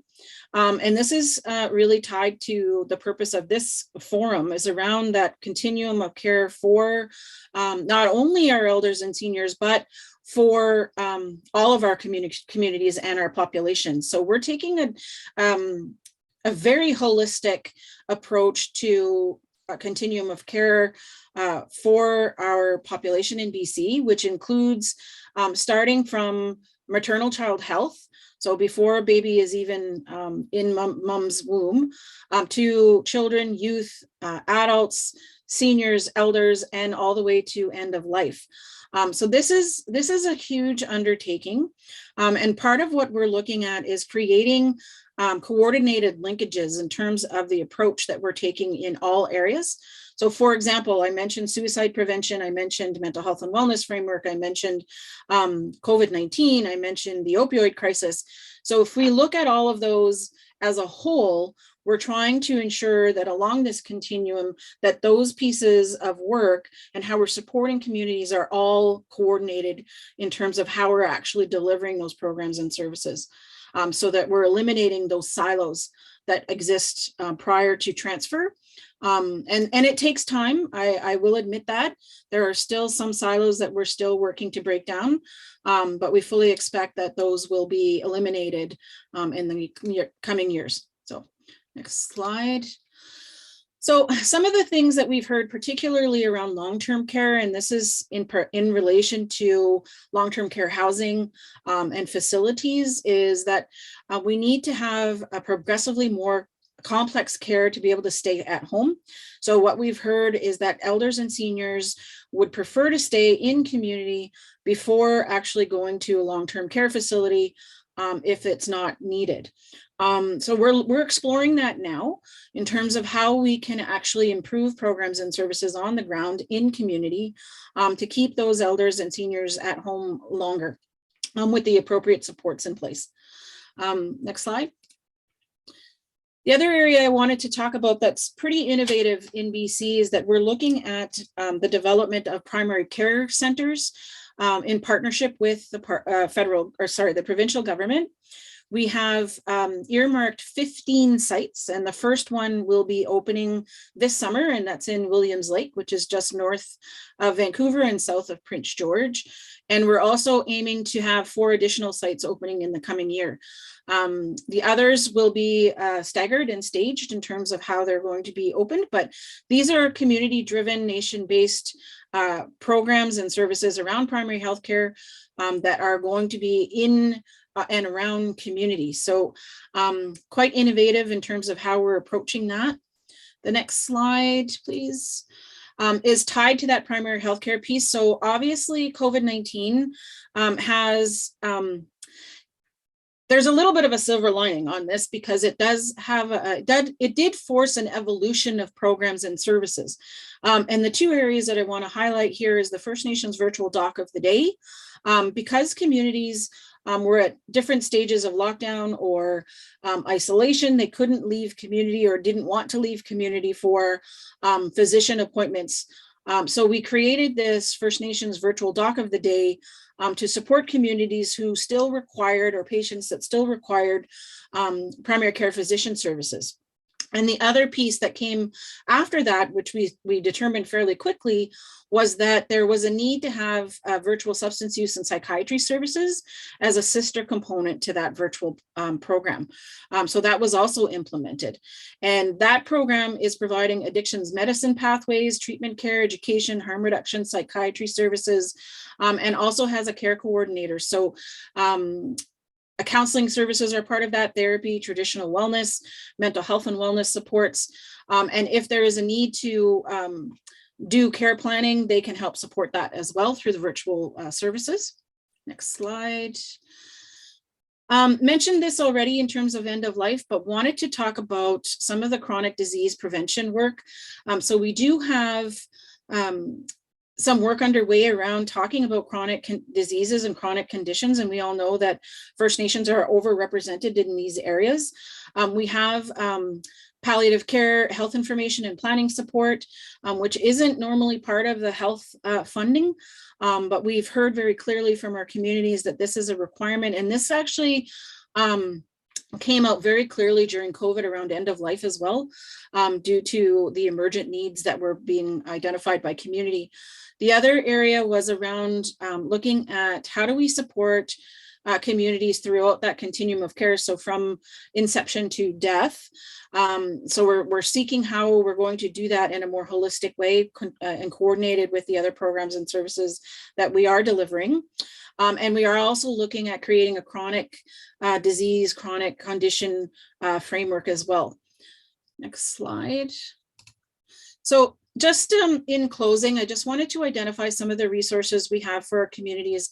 And you'll see on our website, so fnha.ca, there's multiple resources there. I would say that supporting our communities through the multiple crisis events that have occurred over the last 6 years, as well as supporting our communities through their day-to-day wellness, health and wellness journeys, is a priority for the FNHA, and we continue to evolve our supports based on what communities are telling us. So those resources that are up on the website include things like supporting community wellness. There's a wellness daily organizer. There's canning guides around traditional foods. We have mental health and wellness supports, which includes how to access counseling, the Indian Residential School support funds, how to navigate the system for treatment, etc. We also have advanced care planning resources, and the list goes on. I can't go through all of them, but just wanted to highlight a few things in terms of our work that we're doing at FNHA to support BC communities. And also, we're very open to sharing our experiences and our lessons learned with other regions that are embarking on similar approaches to transferring programs and services in their provinces. So if anyone is interested in that, please don't hesitate to reach out to us. Thank you. Lal and Sonia. And now we're heading into our Q&A section with our speakers, William David, James Morris. If our staff can set us up. Final reminder, I think, to send your questions into the chat box. We have a lot of recognition for what you guys are sharing, the knowledge that you're giving. So I just want to highlight that rapidly. Our first question, I think I'll start with both James and Sonia. One of the realities is that you guys do cover a large region and many communities, some of these being remote. So what are the challenges and maybe some of the ways that you get around these challenges in offering these cares and services? James, might go to you first.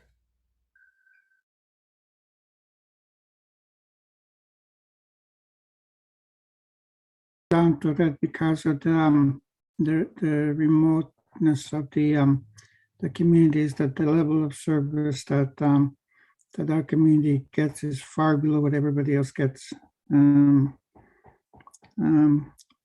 Out of 33 communities that I work with, not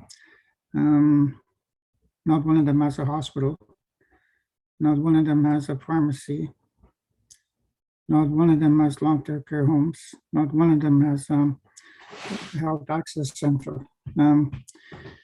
Everything. So we have nursing stations. That's basically all they have.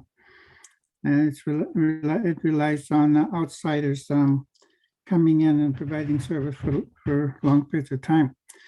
30 years ago, there used to be nurses that would go into the communities and stay there for forever. Now they get agency nurses in Toronto who go in 2 weeks in, 2 weeks out, and they change. So there's no capacity to build, a doctor or nurse relationship with clients. It's very difficult, and the pandemic really outlined the shortcomings of the system that we have now. For example, I heard one of the administrators of a hospital in our area who said that the system that we use for getting doctors is no longer feasible because the pandemic showed the shortcomings of that system of always having to rely on outsiders coming in, because the doctors that used to go there, I think because of pandemic, suddenly decided that they want to stay closer to home. So we're losing doctors. They're not renewing their contracts coming home. So we're just going to have to keep on slugging our way through that system as best as we can. And our long-term plan I think, has to be to start training our own people to become doctors and nurses and the other healthcare specialists that we need, and hope that they don't move out of our area. When the Northern Ontario School of Medicine was set up, we were promised that if we support the school, that would keep doctors in the north. Well, that doesn't happen. In fact, one of our own people who became a doctor, instead of coming to work in our area, went and worked in BC. So it's a tough problem. And but we just have to keep on.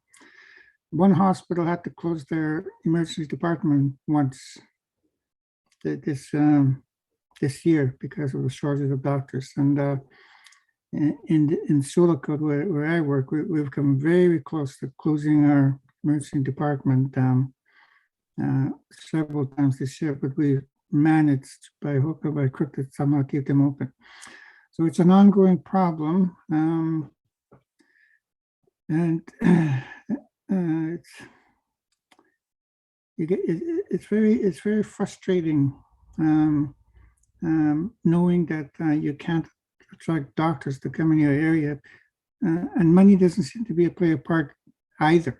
Like it's not money that's driving these doctors. It's COVID that forces them to want to stay closer to their homes. So we just have to keep trying. One of the things that we're doing, projects that we have as for the health transformation, is what we call hospitals without borders. Okay. Every time our people want to get healthcare, they have to travel out, and that's really hard, especially for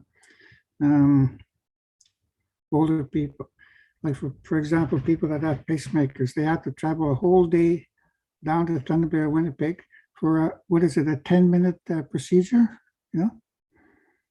Those kinds of things I think we can do at closer to home. So the idea of a hospital with borders is it's not a hospital with 4 walls. It's you dismantle a hospital and you take as much of it as you can up north, to use it there, and then to train our people to be able to do that. I don't think it takes a scientist to figure out how to use a device to check your pacemaker. I don't know. I'm not a doctor, but I'm thinking not. So the importance of really training our own people, right? Yeah. Having those sort of services offered locally. So we don't have time to think about how we can be innovative. We just have to go ahead and do it. Dealing with the issues today and then preparing for the future after, right? That's it. Thank you, James. So Sonia, a bit of the same question, but I might add something from one of our questions that was asked by the audience members, asking about how the grassroots initiatives can also be included in this, and also maybe addressing the issues of the red tape, because we do know they exist. What? There is no red tape. I would say, so I'm going to answer that one first, because I think that the ability of the FNHA to be flexible and pivot very quickly is a strength of the organization. We're not confined by government bureaucratic red tape. I make decisions every day based on information that is provided to me, and I don't have to go to a minister to get that permission. So I think that that's a unique situation for us. So when we hear what communities are telling us, we're listening to that information and we're making decisions based on that information. So that to me is a very grassroots community-based approach. And I think that FNHA has been positioned well to support communities in their decision-making. So when they make those decisions around what their priorities are, we are hearing that, and that tells us how we develop our plans. It's not the government telling us that those are the plans that they want to highlight. It's the other way around. It's very grassroots here, which in turn does help the government achieve their own outcomes. So, and I think that there's a turn coming. At least that's what I see. The federal government and the province are very supportive of the FNHA's approach, and are recognizing that it's a better way to do business. So as we move towards this more transformative healthcare kind of system, we're providing that information to our provincial and federal partners around how this is working, and how it can help to improve health systems across, not just in BC, across the country. The other couple of things I wanted to answer in terms of your original question is, because we have unique relationships in BC with our partners, we do have the opportunity to influence what that health system looks like. So, for example, COVID-19 really provided an opportunity to highlight what the gaps were in the health system in BC. And we were able to influence the province to develop a rural remote Indigenous framework to address those gaps during COVID-19. So it included transportation issues, isolation, housing, primary care physicians in coming in and out of communities, dentists, nurses, all of those pieces that we knew were gaps in the system before COVID. It's enabling us to actually come up with solutions working with our partners. The other thing that I would highlight here is that we are pushing for that work to continue beyond COVID, because those gaps will still exist. And I think that that's important to note with our partners, that they're coming to the table saying, okay, how do we do that? How do we work together to address those inequities in communities, so that they have access to all of the services that everyone else has access to in BC. And then the last piece is just around some innovative work. We've got a couple things going on. One is a drone project, a pilot to drop pharmacy supplies in community, so that communities don't have to come out if they are in isolated rural areas. So that's underway now. And the other one is working with a helicopter company around evacuations if required, as well as bringing in supplies. So that's underway now too. So once those projects are done, we'll have more to share in terms of how that worked and lessons learned, and how we can partner with other organizations and other businesses beyond just the federal or provincial system to improve how access is for our community members. Awesome. Very excited to hear about that. My next question would be for William. Knowing that there's a direct link between economic development and health, we know it's a connection that's often overlooked. So how should we work to promote the socioeconomic lens and the wellness and health and their links? Well, I mean, as a threshold matter, I'm not sure I'd agree that economic development is so directly linked to health. But one thing that I can say, I think it is a social determinant of health among many.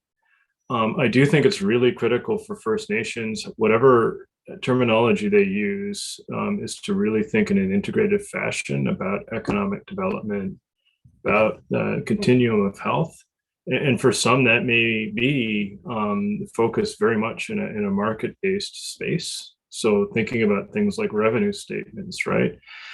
For others, what economy means is not really there. And it's really helpful to remember, like, the whole concept that we have of economy is very new, right? Like, it wasn't something that pre-existed contact with First Nations, at least for Europeans. It's an invented concept.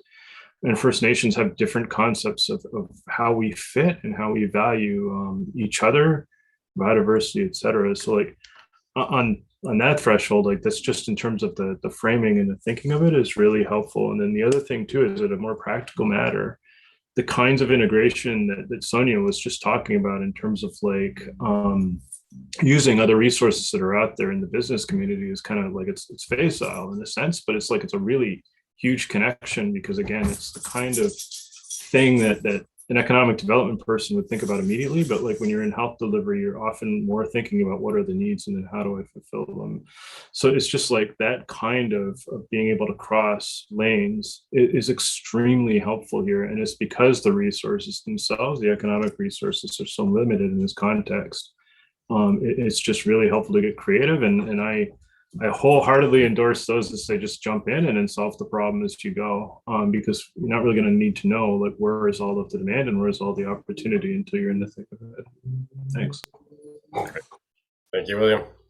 So this brings our panel to an end. So I'd like to thank our three speakers: James Morris, Executive Director of the Sioux Lookout First Nations Health Authority; William David, Director of the AFN Economic Development Sector, and Sonia Isaac-Mann, Vice President of the First Nations Health Authority's Community Health and Wellness Programs and Services.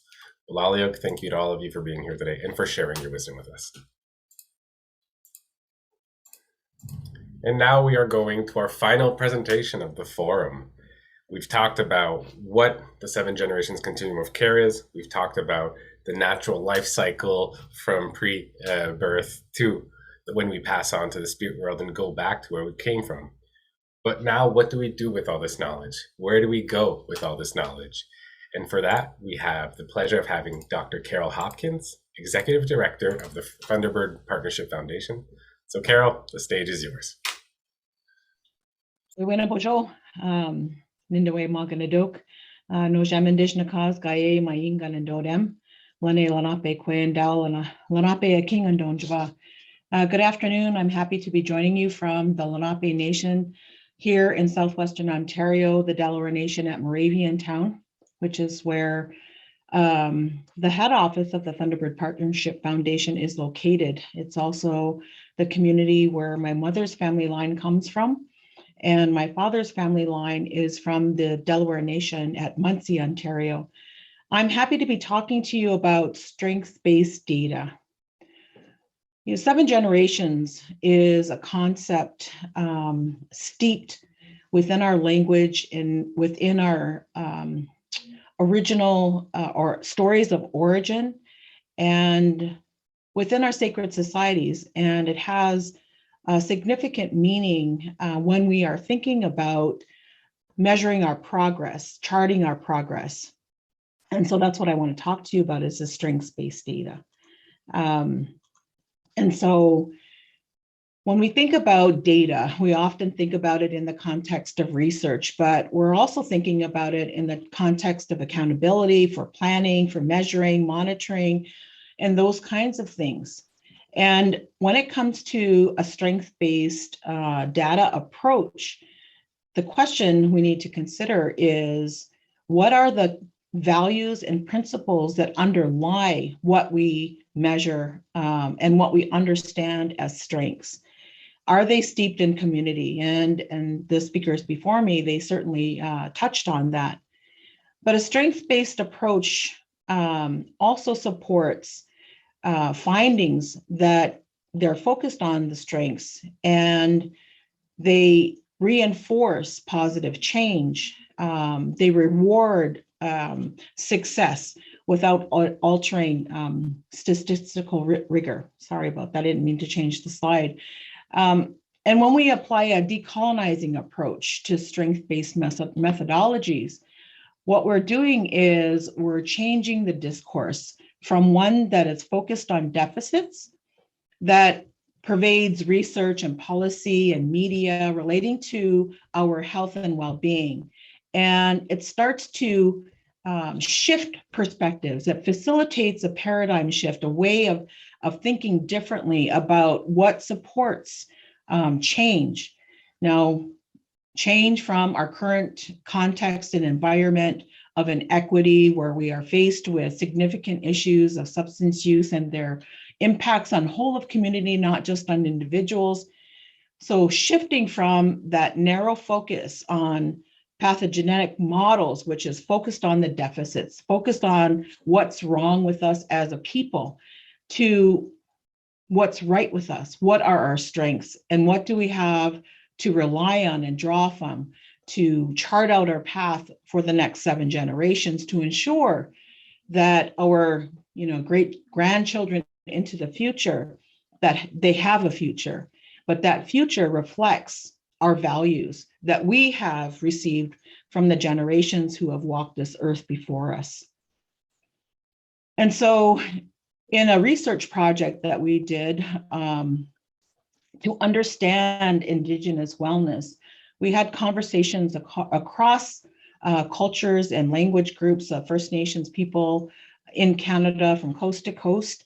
And from that conversation, we developed this definition of wellness. And we use the word Indigenous, not like it is politically now to represent First Nations, Inuit, and Métis, But when we use the word Indigenous, we are talking about the people from the land as it's defined in our language and in our sacred societies.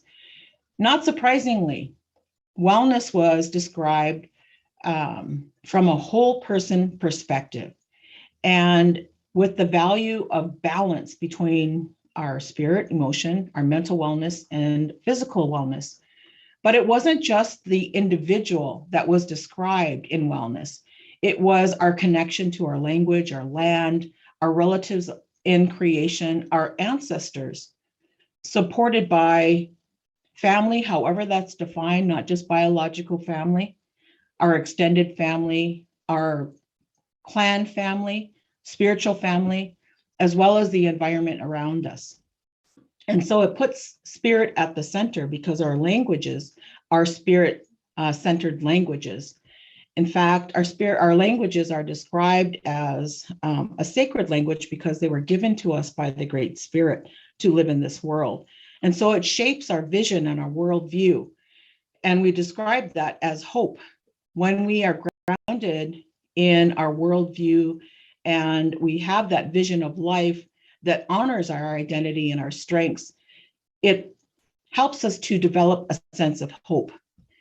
Emotional well-being is having that relationship and connection to family, community, all of creation, and having an attitude towards living life, knowing that there are solutions, that life is possible, that shifts us away from the narrow focus on, depression and anxiety that can lead to suicide and suicide ideation, which is very real and prominent in our communities. But if we didn't have a worldview that says, I'm wrong, there are no solutions, I don't deserve any help or support, we then get into the risk of suicide as well as other negative coping strategies. And so emotional wellness is about ensuring that people have a lifeline that helps them to believe that change is possible. Mental well-being is not just in our Western-based education. My degree is in social work, but I also have a degree in sacred Indigenous knowledge from a sacred society that I have been learning in for many, many years. And I value that more. But in both of those education systems, that culturally based education system, as well as the Western-based education system, my elders and my teachers have helped me to learn how to translate that sacred Indigenous knowledge so it's usable and accessible and meaningful in my work. And so mental wellness is about building that understanding, drawing from both. And physical well-being is facilitated by understanding the wholeness of life and that we all have purpose in life and that our being on this earth at this time has meaning, has purpose. And that purpose is to ensure a future for our great grandchildren and those generations to come. That's the much more is understood about when we talk about 7 generations. So we developed or we used that definition of wellness to develop an assessment tool that could be used in addictions treatment to measure the impact of culture. And so when we were developing the Honoring Our Strengths Renewal Framework in conversation with every region and a number of researchers, academics, elders, cultural practitioners, frontline service providers, we were having a conversation about how does culture matter in addressing substance use and addictions? What should we draw from our culture? And the one thing that they said in that Honoring Our Strengths Renewal Framework discussion is that it has to be spirit-centered. And regions across the country said that we need to do more research on our culture, not to question whether culture works or matters, but to demonstrate how culture makes a difference. And so that was the objective of the research on what is Indigenous wellness, was to develop a measurement tool to indicate the difference that culture makes in addressing substance use and addictions. So we use that definition of, and what was described by communities across the country is the outcomes of culture is hope, belonging, meaning, and purpose. And that's the center of the First Nations mental wellness continuum framework. And so we constantly asked ourselves the question, what are we really measuring? And is that measurement guided by indicators that matter to First Nations, that matter to people who are recovering or in a recovery journey for addictions and substance use issues? So why do we focus on measuring deficits? Well, elders and cultural practitioners said to us in the discussion, if we only measure the deficits, that's all we ever see. And our vision is guided by those deficits. And we never really know when we get to that place, or when we see, when it's right there in front of us, and when we see wellness, we won't recognize it because we're so trained to look at the deficits and the what's wrong with us. And so when I was thinking about getting ready for this presentation, I went to look for what are the quality of life indicators, excuse me, for Canada. How does Canada as a country measure what matters? And that's what their quality of life indicators are premised by, that the indicators are measuring what really matters to Canada. So the Federal Department of Finance revealed or published a report that said a majority of Canadians agree that we have to go beyond gross domestic product measures. And we have to measure what's really important in our daily lives. And they said that those things are factors like health, safety, and environment. And I think as First Nations people, we would agree that those are meaningful measures for the next 7 generations. We want to ensure health. We want to ensure safety. We want to ensure that connection to the environment so that we can be the stewards and trustees of the environment for the future. So these are universal factors, domains. What's different though, is that the outcomes are significantly different for First Nations. And that's what the previous speakers talked about, is that how are we using the data? What difference do we want to make if we collect that data? So of course, we want to use it to support reconciliation, to advance and advocate for our collective rights, to increase our self-determination, and to close that socioeconomic gap that, again, the speakers before me that talked about. But we have to use our own worldview and our language to define these concepts, to define what reconciliation means, to define what rights mean, to define and to guide us in our thinking about self-determination and social economic conditions. In the Healing Our Spirit Worldwide movement, there was a conversation in New Zealand, and they were talking about the socioeconomic strategy and that they were developing, and they wanted to look at other Indigenous populations. So they studied what difference did the socioeconomic strategy or economic development strategy make in other countries like the United States, Australia, and Canada. And they found that over time, there was not really good data to say that those strategies made a difference, that they were able to fully achieve their goals. And so in their conversations amongst the Maori people, they began to study, why not? What is the factor that will change the outcomes in reaching those goals? And what they decided was culture, that those economic strategies did not include culture, did not include our languages, did not include worldview. And so their strategies started from a very different place. And when we think about First Nations, the dominant discourse around First Nations in light of the murdered and missing Indigenous women's and girls report, in light of the unmarked graves that are being discovered by our communities. There's a lot of discussion around trauma.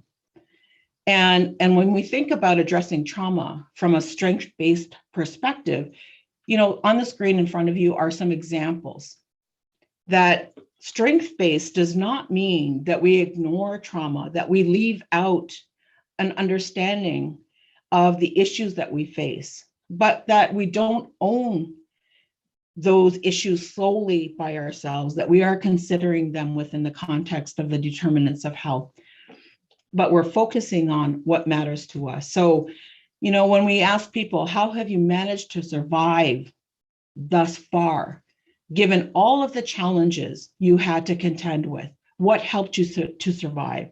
And who can you depend on? That's about connection and belonging. And when things go well in your life, what was different at that time? What makes the difference? And so these are questions that honor the difficulties that people face while supporting an understanding that we still have strengths. It's not one or the other. It's not black and white. Both exist at the same time. And so the Native Wellness Assessment that we developed from that definition of Indigenous wellness, it asks strength-based questions based on our knowledge, measuring hope, belonging, meaning, and purpose. And here's an example of some of the questions. So all living things have a spirit. How many people in our communities think about that?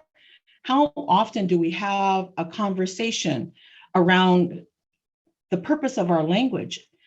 Not just for a vehicle of communicating with each other, but to understand the sacredness of life, understanding that our original languages are sacred because they were given to us by the Spirit.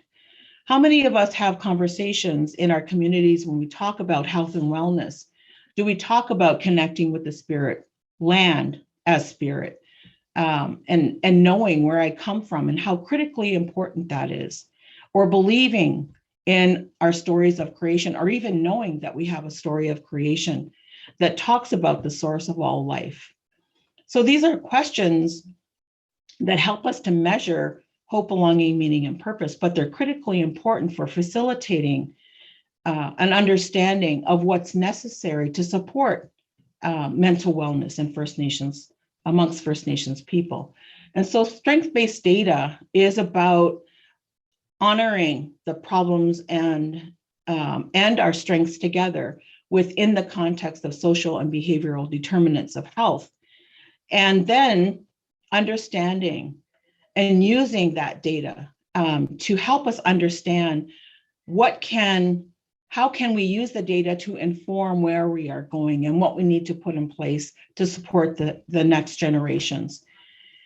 And how we inform, how we deliver services to people, but also what are we working towards? We spend a lot of time thinking about what are the issues, creating the inputs or the programs to address those issues, and not thinking long-term about the health outcomes of not only individuals, but families and whole communities. So here I'm going to give you some examples of data. So this is from the National Addictions Management Information System. It's data that's collected by treatment centers. And this is data that we collected during the pandemic through treatment centers. And this is a story that tells us that substance use grew during the pandemic. And the one substance that stands out amongst the others is sedatives like benzodiazepines. That grew significantly. So why? Why did it grow significantly? And how are people getting access to it? And how is it affecting our communities? Stimulants also grew. So these two drugs, they have a relationship that's not well understood in harm reduction. And with communities who don't have good harm reduction services in place because they don't have capacity, there's no equity in their funding. And so they don't have enough resources to adequately respond to the issues of opioids and methamphetamines. We know from the data that suicide, the risk for suicide was about the same. it's still prevalent. It still exists. But we also know that treatment centers that offered access to culture or connection to culture through virtual service delivery also were conducting the Native Wellness Assessment, and they were measuring from the time they started the service to some point when they completed the virtual service, that even through that little bit of time of 1 to 2 hours a week, they facilitated an improvement in mental wellness as measured by hope, belonging, meaning, and purpose. In fact, 8 to 10% during the pandemic. That's significant. 8 to 10% through cultural interventions delivered through virtual environments. People were able to find a connection to culture and improve their mental wellness. This is data from prior to the pandemic. And we had a question from government: what difference does land-based services make? And so we filtered all of our data to over 3 years to look at all of the cultural practices that are connected to land, and for people who are accessing treatment for substance use, to see what was their connection to culture on the land, and what difference did it make. And what this complicated slide is showing you is that when people participated in land-based services, their mental wellness increased anywhere from prominently from 15 to 19% in in belonging and purpose. And when we look at this model of Native wellness, we see that emotional wellness and physical wellness, they balance each other in this medicine wheel. And balancing belonging, which is the connection to family, community, having relationships, positive relationships, people that you can rely on, supports that attitude towards living life and facilitates a connection to purpose. Knowing that as First Nations people, we have a unique way of being in this world, and we also have a unique way of doing things, meaning our culture matters. And when we facilitate those kinds of connections and those relationships, people are able to fulfill a sense of purpose because they have some balance and wholeness in their life. So the data that we collect through the Addictions Management Information System is talking about the challenges that people face in the substance that they're using and what substance they're using, so we can understand how that might represent their ways of coping or their unresolved trauma. And then we're using an Indigenous lens to measure the difference that culture makes. The two go together and they balance each other. So a strengths-based data model using an Indigenous knowledge lens helps us to focus on that whole person and challenges us to use those data to plan and improve health outcomes. Now, those health outcomes are not only important for today, but for the future. When I think about, the strength that I have as a First Nations woman, I have my ancestors to thank for that, because I know that they believed in their future and they sent their prayers into the future. They prayed that their children and grandchildren for many generations to come would know who they were, would have access to the knowledge and cultural practices that would sustain their life. Doesn't mean life is perfect, but I have many resources to draw from. And the determinants of health, while they rely on many, many relationships with community, with government, outside partners, what is most meaningful is that I have a system, or we have a system of relationships that facilitate what I can control within the environment, or what people can control within their environment. And when we think from an Indigenous knowledge lens, it means that we believe in spirit. It's spirit-centered knowledge. So I may not be able to create clean drinking water in every community in Canada, but I can pray about that. I can honor the spirit of water, and I can teach, and I used to be a director of a youth treatment center, taught youth about the importance of water and the relationship to it. So our outcome measures are strength-based, and they're grounded in our language and culture. And that whole person data is considered within the context of our environment. We also know that people who use substances are 3 times more likely let me reverse that statement. People who report they're fairly often unable to buy food for their household are 3 times more likely to use methamphetamines. So food insecurity is a challenge to our wellness. And for housing, people during COVID said that they're two times more likely to use methamphetamines who experience homelessness. So those determinants of health have a significant impact on substance use. It challenges us to think beyond, blaming the individual for the challenges they face, moving from that deficit focus to how can we support? What can we do about these issues? There's other risk and protective factors that we see from our data on substance use. So we know that those folks who have a history of trauma are 2 times more likely to use opioids in a harmful way. Those who have experienced grief and loss, unresolved grief and loss, are almost 3 times more likely to be using opioids in a harmful way. And those who do not have meaningful relationships or role models, again, more risk of harm through opioids.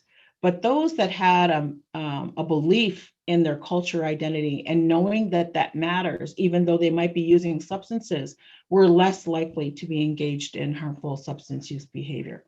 So key questions for considering strengths-based data. It doesn't mean that we leave out the deficit-based information, but we're balancing that with what we know and what we know from our language, our worldview, and our culture, and using that to tell a story about our own strengths. And so we have to consider, what value do we have for demonstrating the significance of language, worldview, and culture, despite the challenges and the problems, or as an answer to the challenges and the problems. Sending challenges and problems into the future alone, without the story of strengths, doesn't honor our responsibility for the future. That's not what our ancestors ensured for us. And so we have to talk about what expectations do we have for using the data, and understand that, from a worldview, a belief in our own worldview, that what we do, how we walk on this earth, charts a path for the future. And so, if we want to compare Western-based definitions of wellness, that's okay. But let's not just use a Western worldview to define our future and to place those solid tracks on this earth for the future to follow. Chimigwech.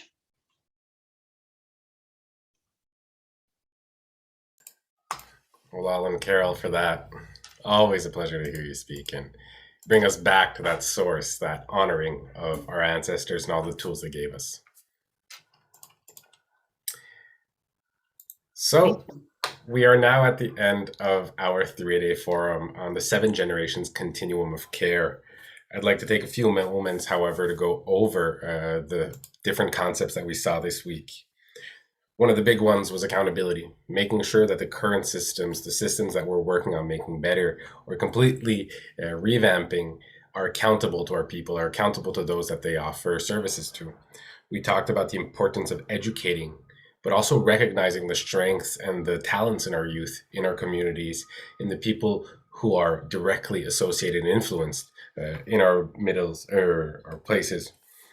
We talked about reclaiming our ways of doing, making sure that we honor our elders, but also look and utilize the tools that were left to us by our ancestors, given to us for our community wellness. We talked about how we could create new systems that were based on client-centered approaches, that were flexible and adaptive, but also that involved the client as an integral part of the process, rather than having you do this or you do that conventional approach.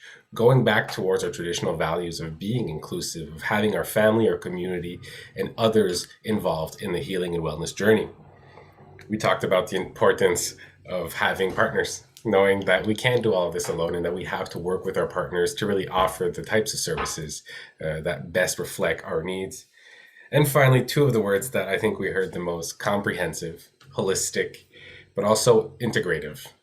Making sure that we have an approach that is based on our strengths, going away from models of deficit based functions, just as mentioned by Carol. So these were the words that I wanted to leave you with, thinking that we can do better. And we had James Morris tell us today, just do it. And I think that's where we have to head. So I want to take the time to thank not only our speakers, but also our musical guests, Nizozwe, Aisnabe, and Fawn Wood, the translators for being here. I know it's quite a job.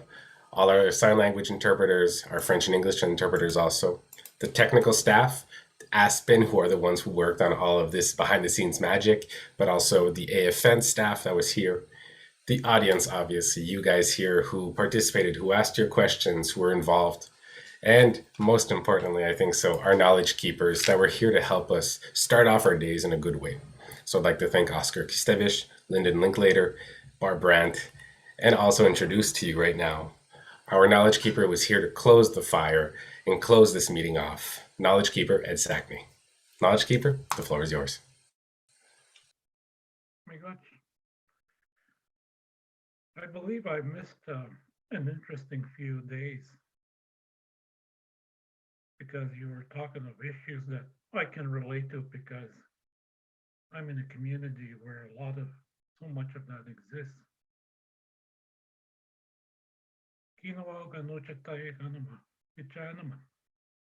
Those of you who are dealing with those issues, it's hard, it's difficult.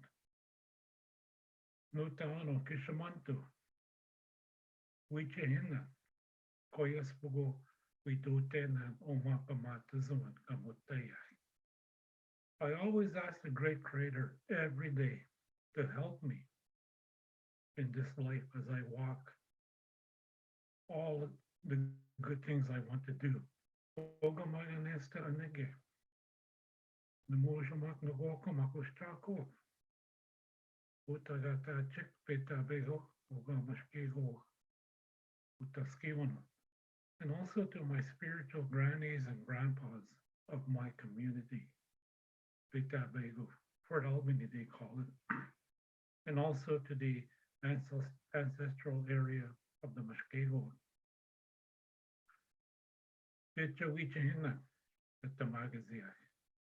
Take pity on us. Come and help us.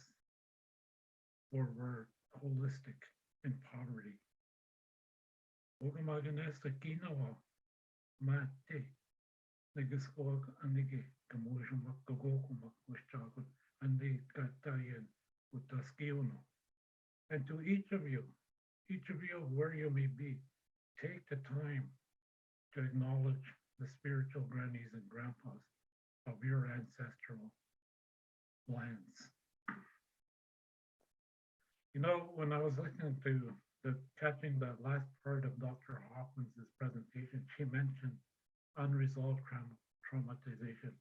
That is so true. I can relate to that because I see it here every day. And we just need more resources to deal with that because it leads to other negativities such as addictions. Then that can spawn into internalized brutalities towards ourselves. For example, when my community was evacuated in the last week because of floods, the homes that were left, they left their homes. There was no one in there, and there were a couple of break-ins. People breaking in to other people who weren't there. That's internalizing our brutality. And that was taught to us. That sort of thing. And as time goes on, we have unresolved grieving. That I see every day. Somehow we need places where we can deal with these. And we need to bring back our teachings of trust, openness, honesty, creating safe spaces within our community so we can start healing from within. Mona, we don't want to speak about it. We don't want to speak about those issues because they're hard. But we need to. Our children need to. And trauma is weird, believe me, because a little over 3 years ago, 2.5 years ago, I was in a plane crash. And you want to talk about traumatization. I experienced that. And boy, when I was at the hospital, all my past traumas came back to me that night while it was an emergency. It just came flooding back. And they kept offering me painkillers because I was in pain. But I kept refusing, saying that I'm going to go home and deal with it there. I don't want your painkillers. I can understand what they were trying to do.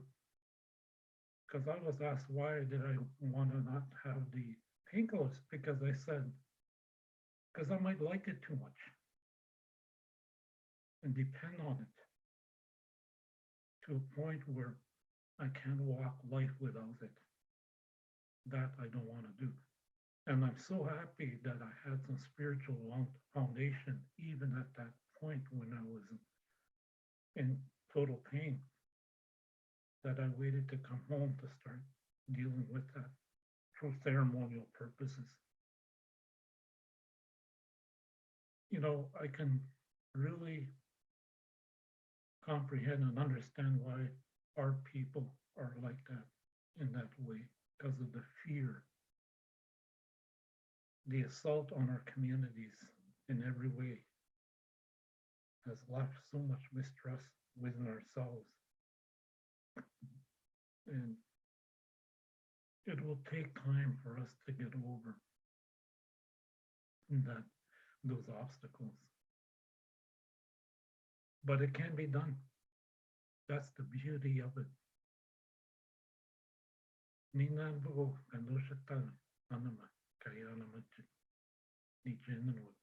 It is going to be us that are going to deal with those hard issues that our people face every day.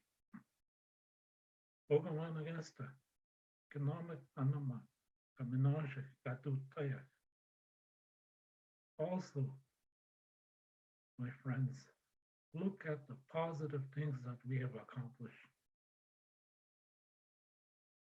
Sometimes we get so caught up into the negativity that we forget that we have done some good things.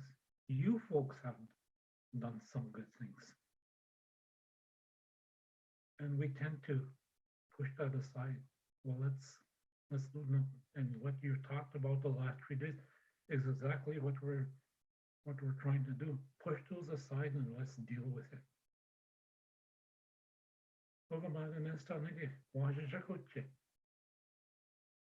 And for those children, we must do that.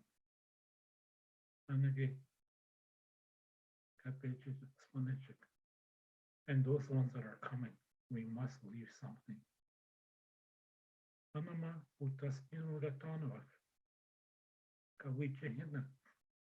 And our land that we speak of will help us, but we must open that doorway. And again, the motion up, no go come up, and again, Gani Ganachik Weshkach, Kapechiminia, Anama, Menajik, that we do to my. Our grandfathers, our grandmothers of long ago, our leaders, our chiefs of long ago left us enough that we can dig, we can bring it up, and we can carry on. They left us enough because we're still here today. That's the beauty of it all. We're still here. We're resilient. I have a beautiful community, folks. I live in a beautiful community, despite all the challenges we have. I look at my children with admiration. The last few days, it's been really quiet here. No children, no voices. And it made me reflect as to what my own Gokum used to teach me. She used to say when they came every fall to come and get the children, our communities became silent, the silent years. Then from that, we started picking on each other, blaming each other. And we had to use substances just to survive because we missed our children so much. Because another authoritative body, bully body came and stole our children. I thought about that because I had to look after houses and also feed a few dogs. But I thought about that because it was extremely quiet here. Now they'll be coming home tomorrow a lot. So it's going to be quite exciting to see actual people walking around. Yes, what you're trying to promote, what you're trying to leave with the communities, is going to be difficult. Nothing ever that's good ever comes easy. That's another teaching.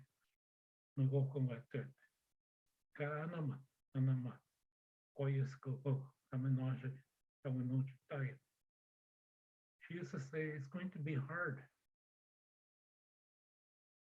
And the good things that you deal with, the good life that you want to deal with. Mr. Hey, diabetism, you're going to have to work hard to accomplish that.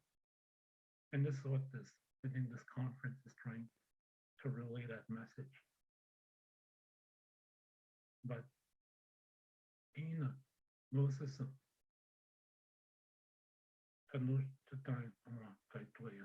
you, my grandson, will deal with what I am trying to say to you and teach you.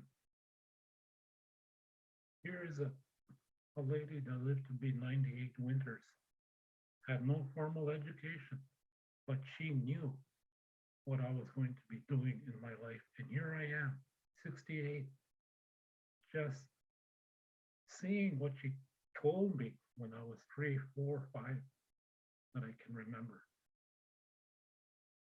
Every once in a while, the wind blows or something happens when I'm walking that will trigger one of her teachings. My grandfather and my awesome mom, my late mom, it'll trigger. Isn't that the beauty of the whole thing of our nations, traditions, teachings, language, cultural values, is the fact it sustains us. It sustains us. And we go into new areas. And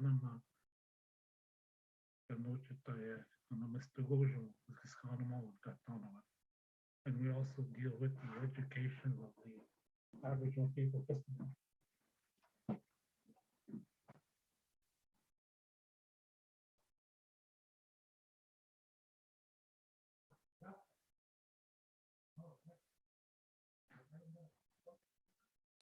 Can I give a few moments to Knowledge Keeper Sackney, and also mention that we're trying to see if we can get his volume increased on our site as we go. I'd also take this time to, this little interruption, to say that we will be sending out a survey to get any comments from you guys. So if you could, that would really help the team out. Just an emergency at my door with regarding the flooding. I've taken care of it. So with that, I'm just so grateful to be a part of this wonderful movement from each of you. Thank you all for always trying.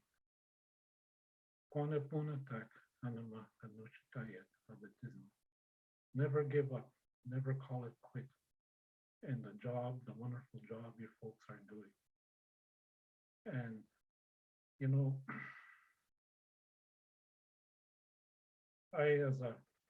I'm now in a position in my community where I have to take the lead in discovering children that went missing, that never came home. And the stories that are coming out is just so awful. But when I knew I took this on, people know me. A lot of people know me. And when they heard that I took this on, of course, community members are going to come to you and open up because they trust you. I've earned that trust.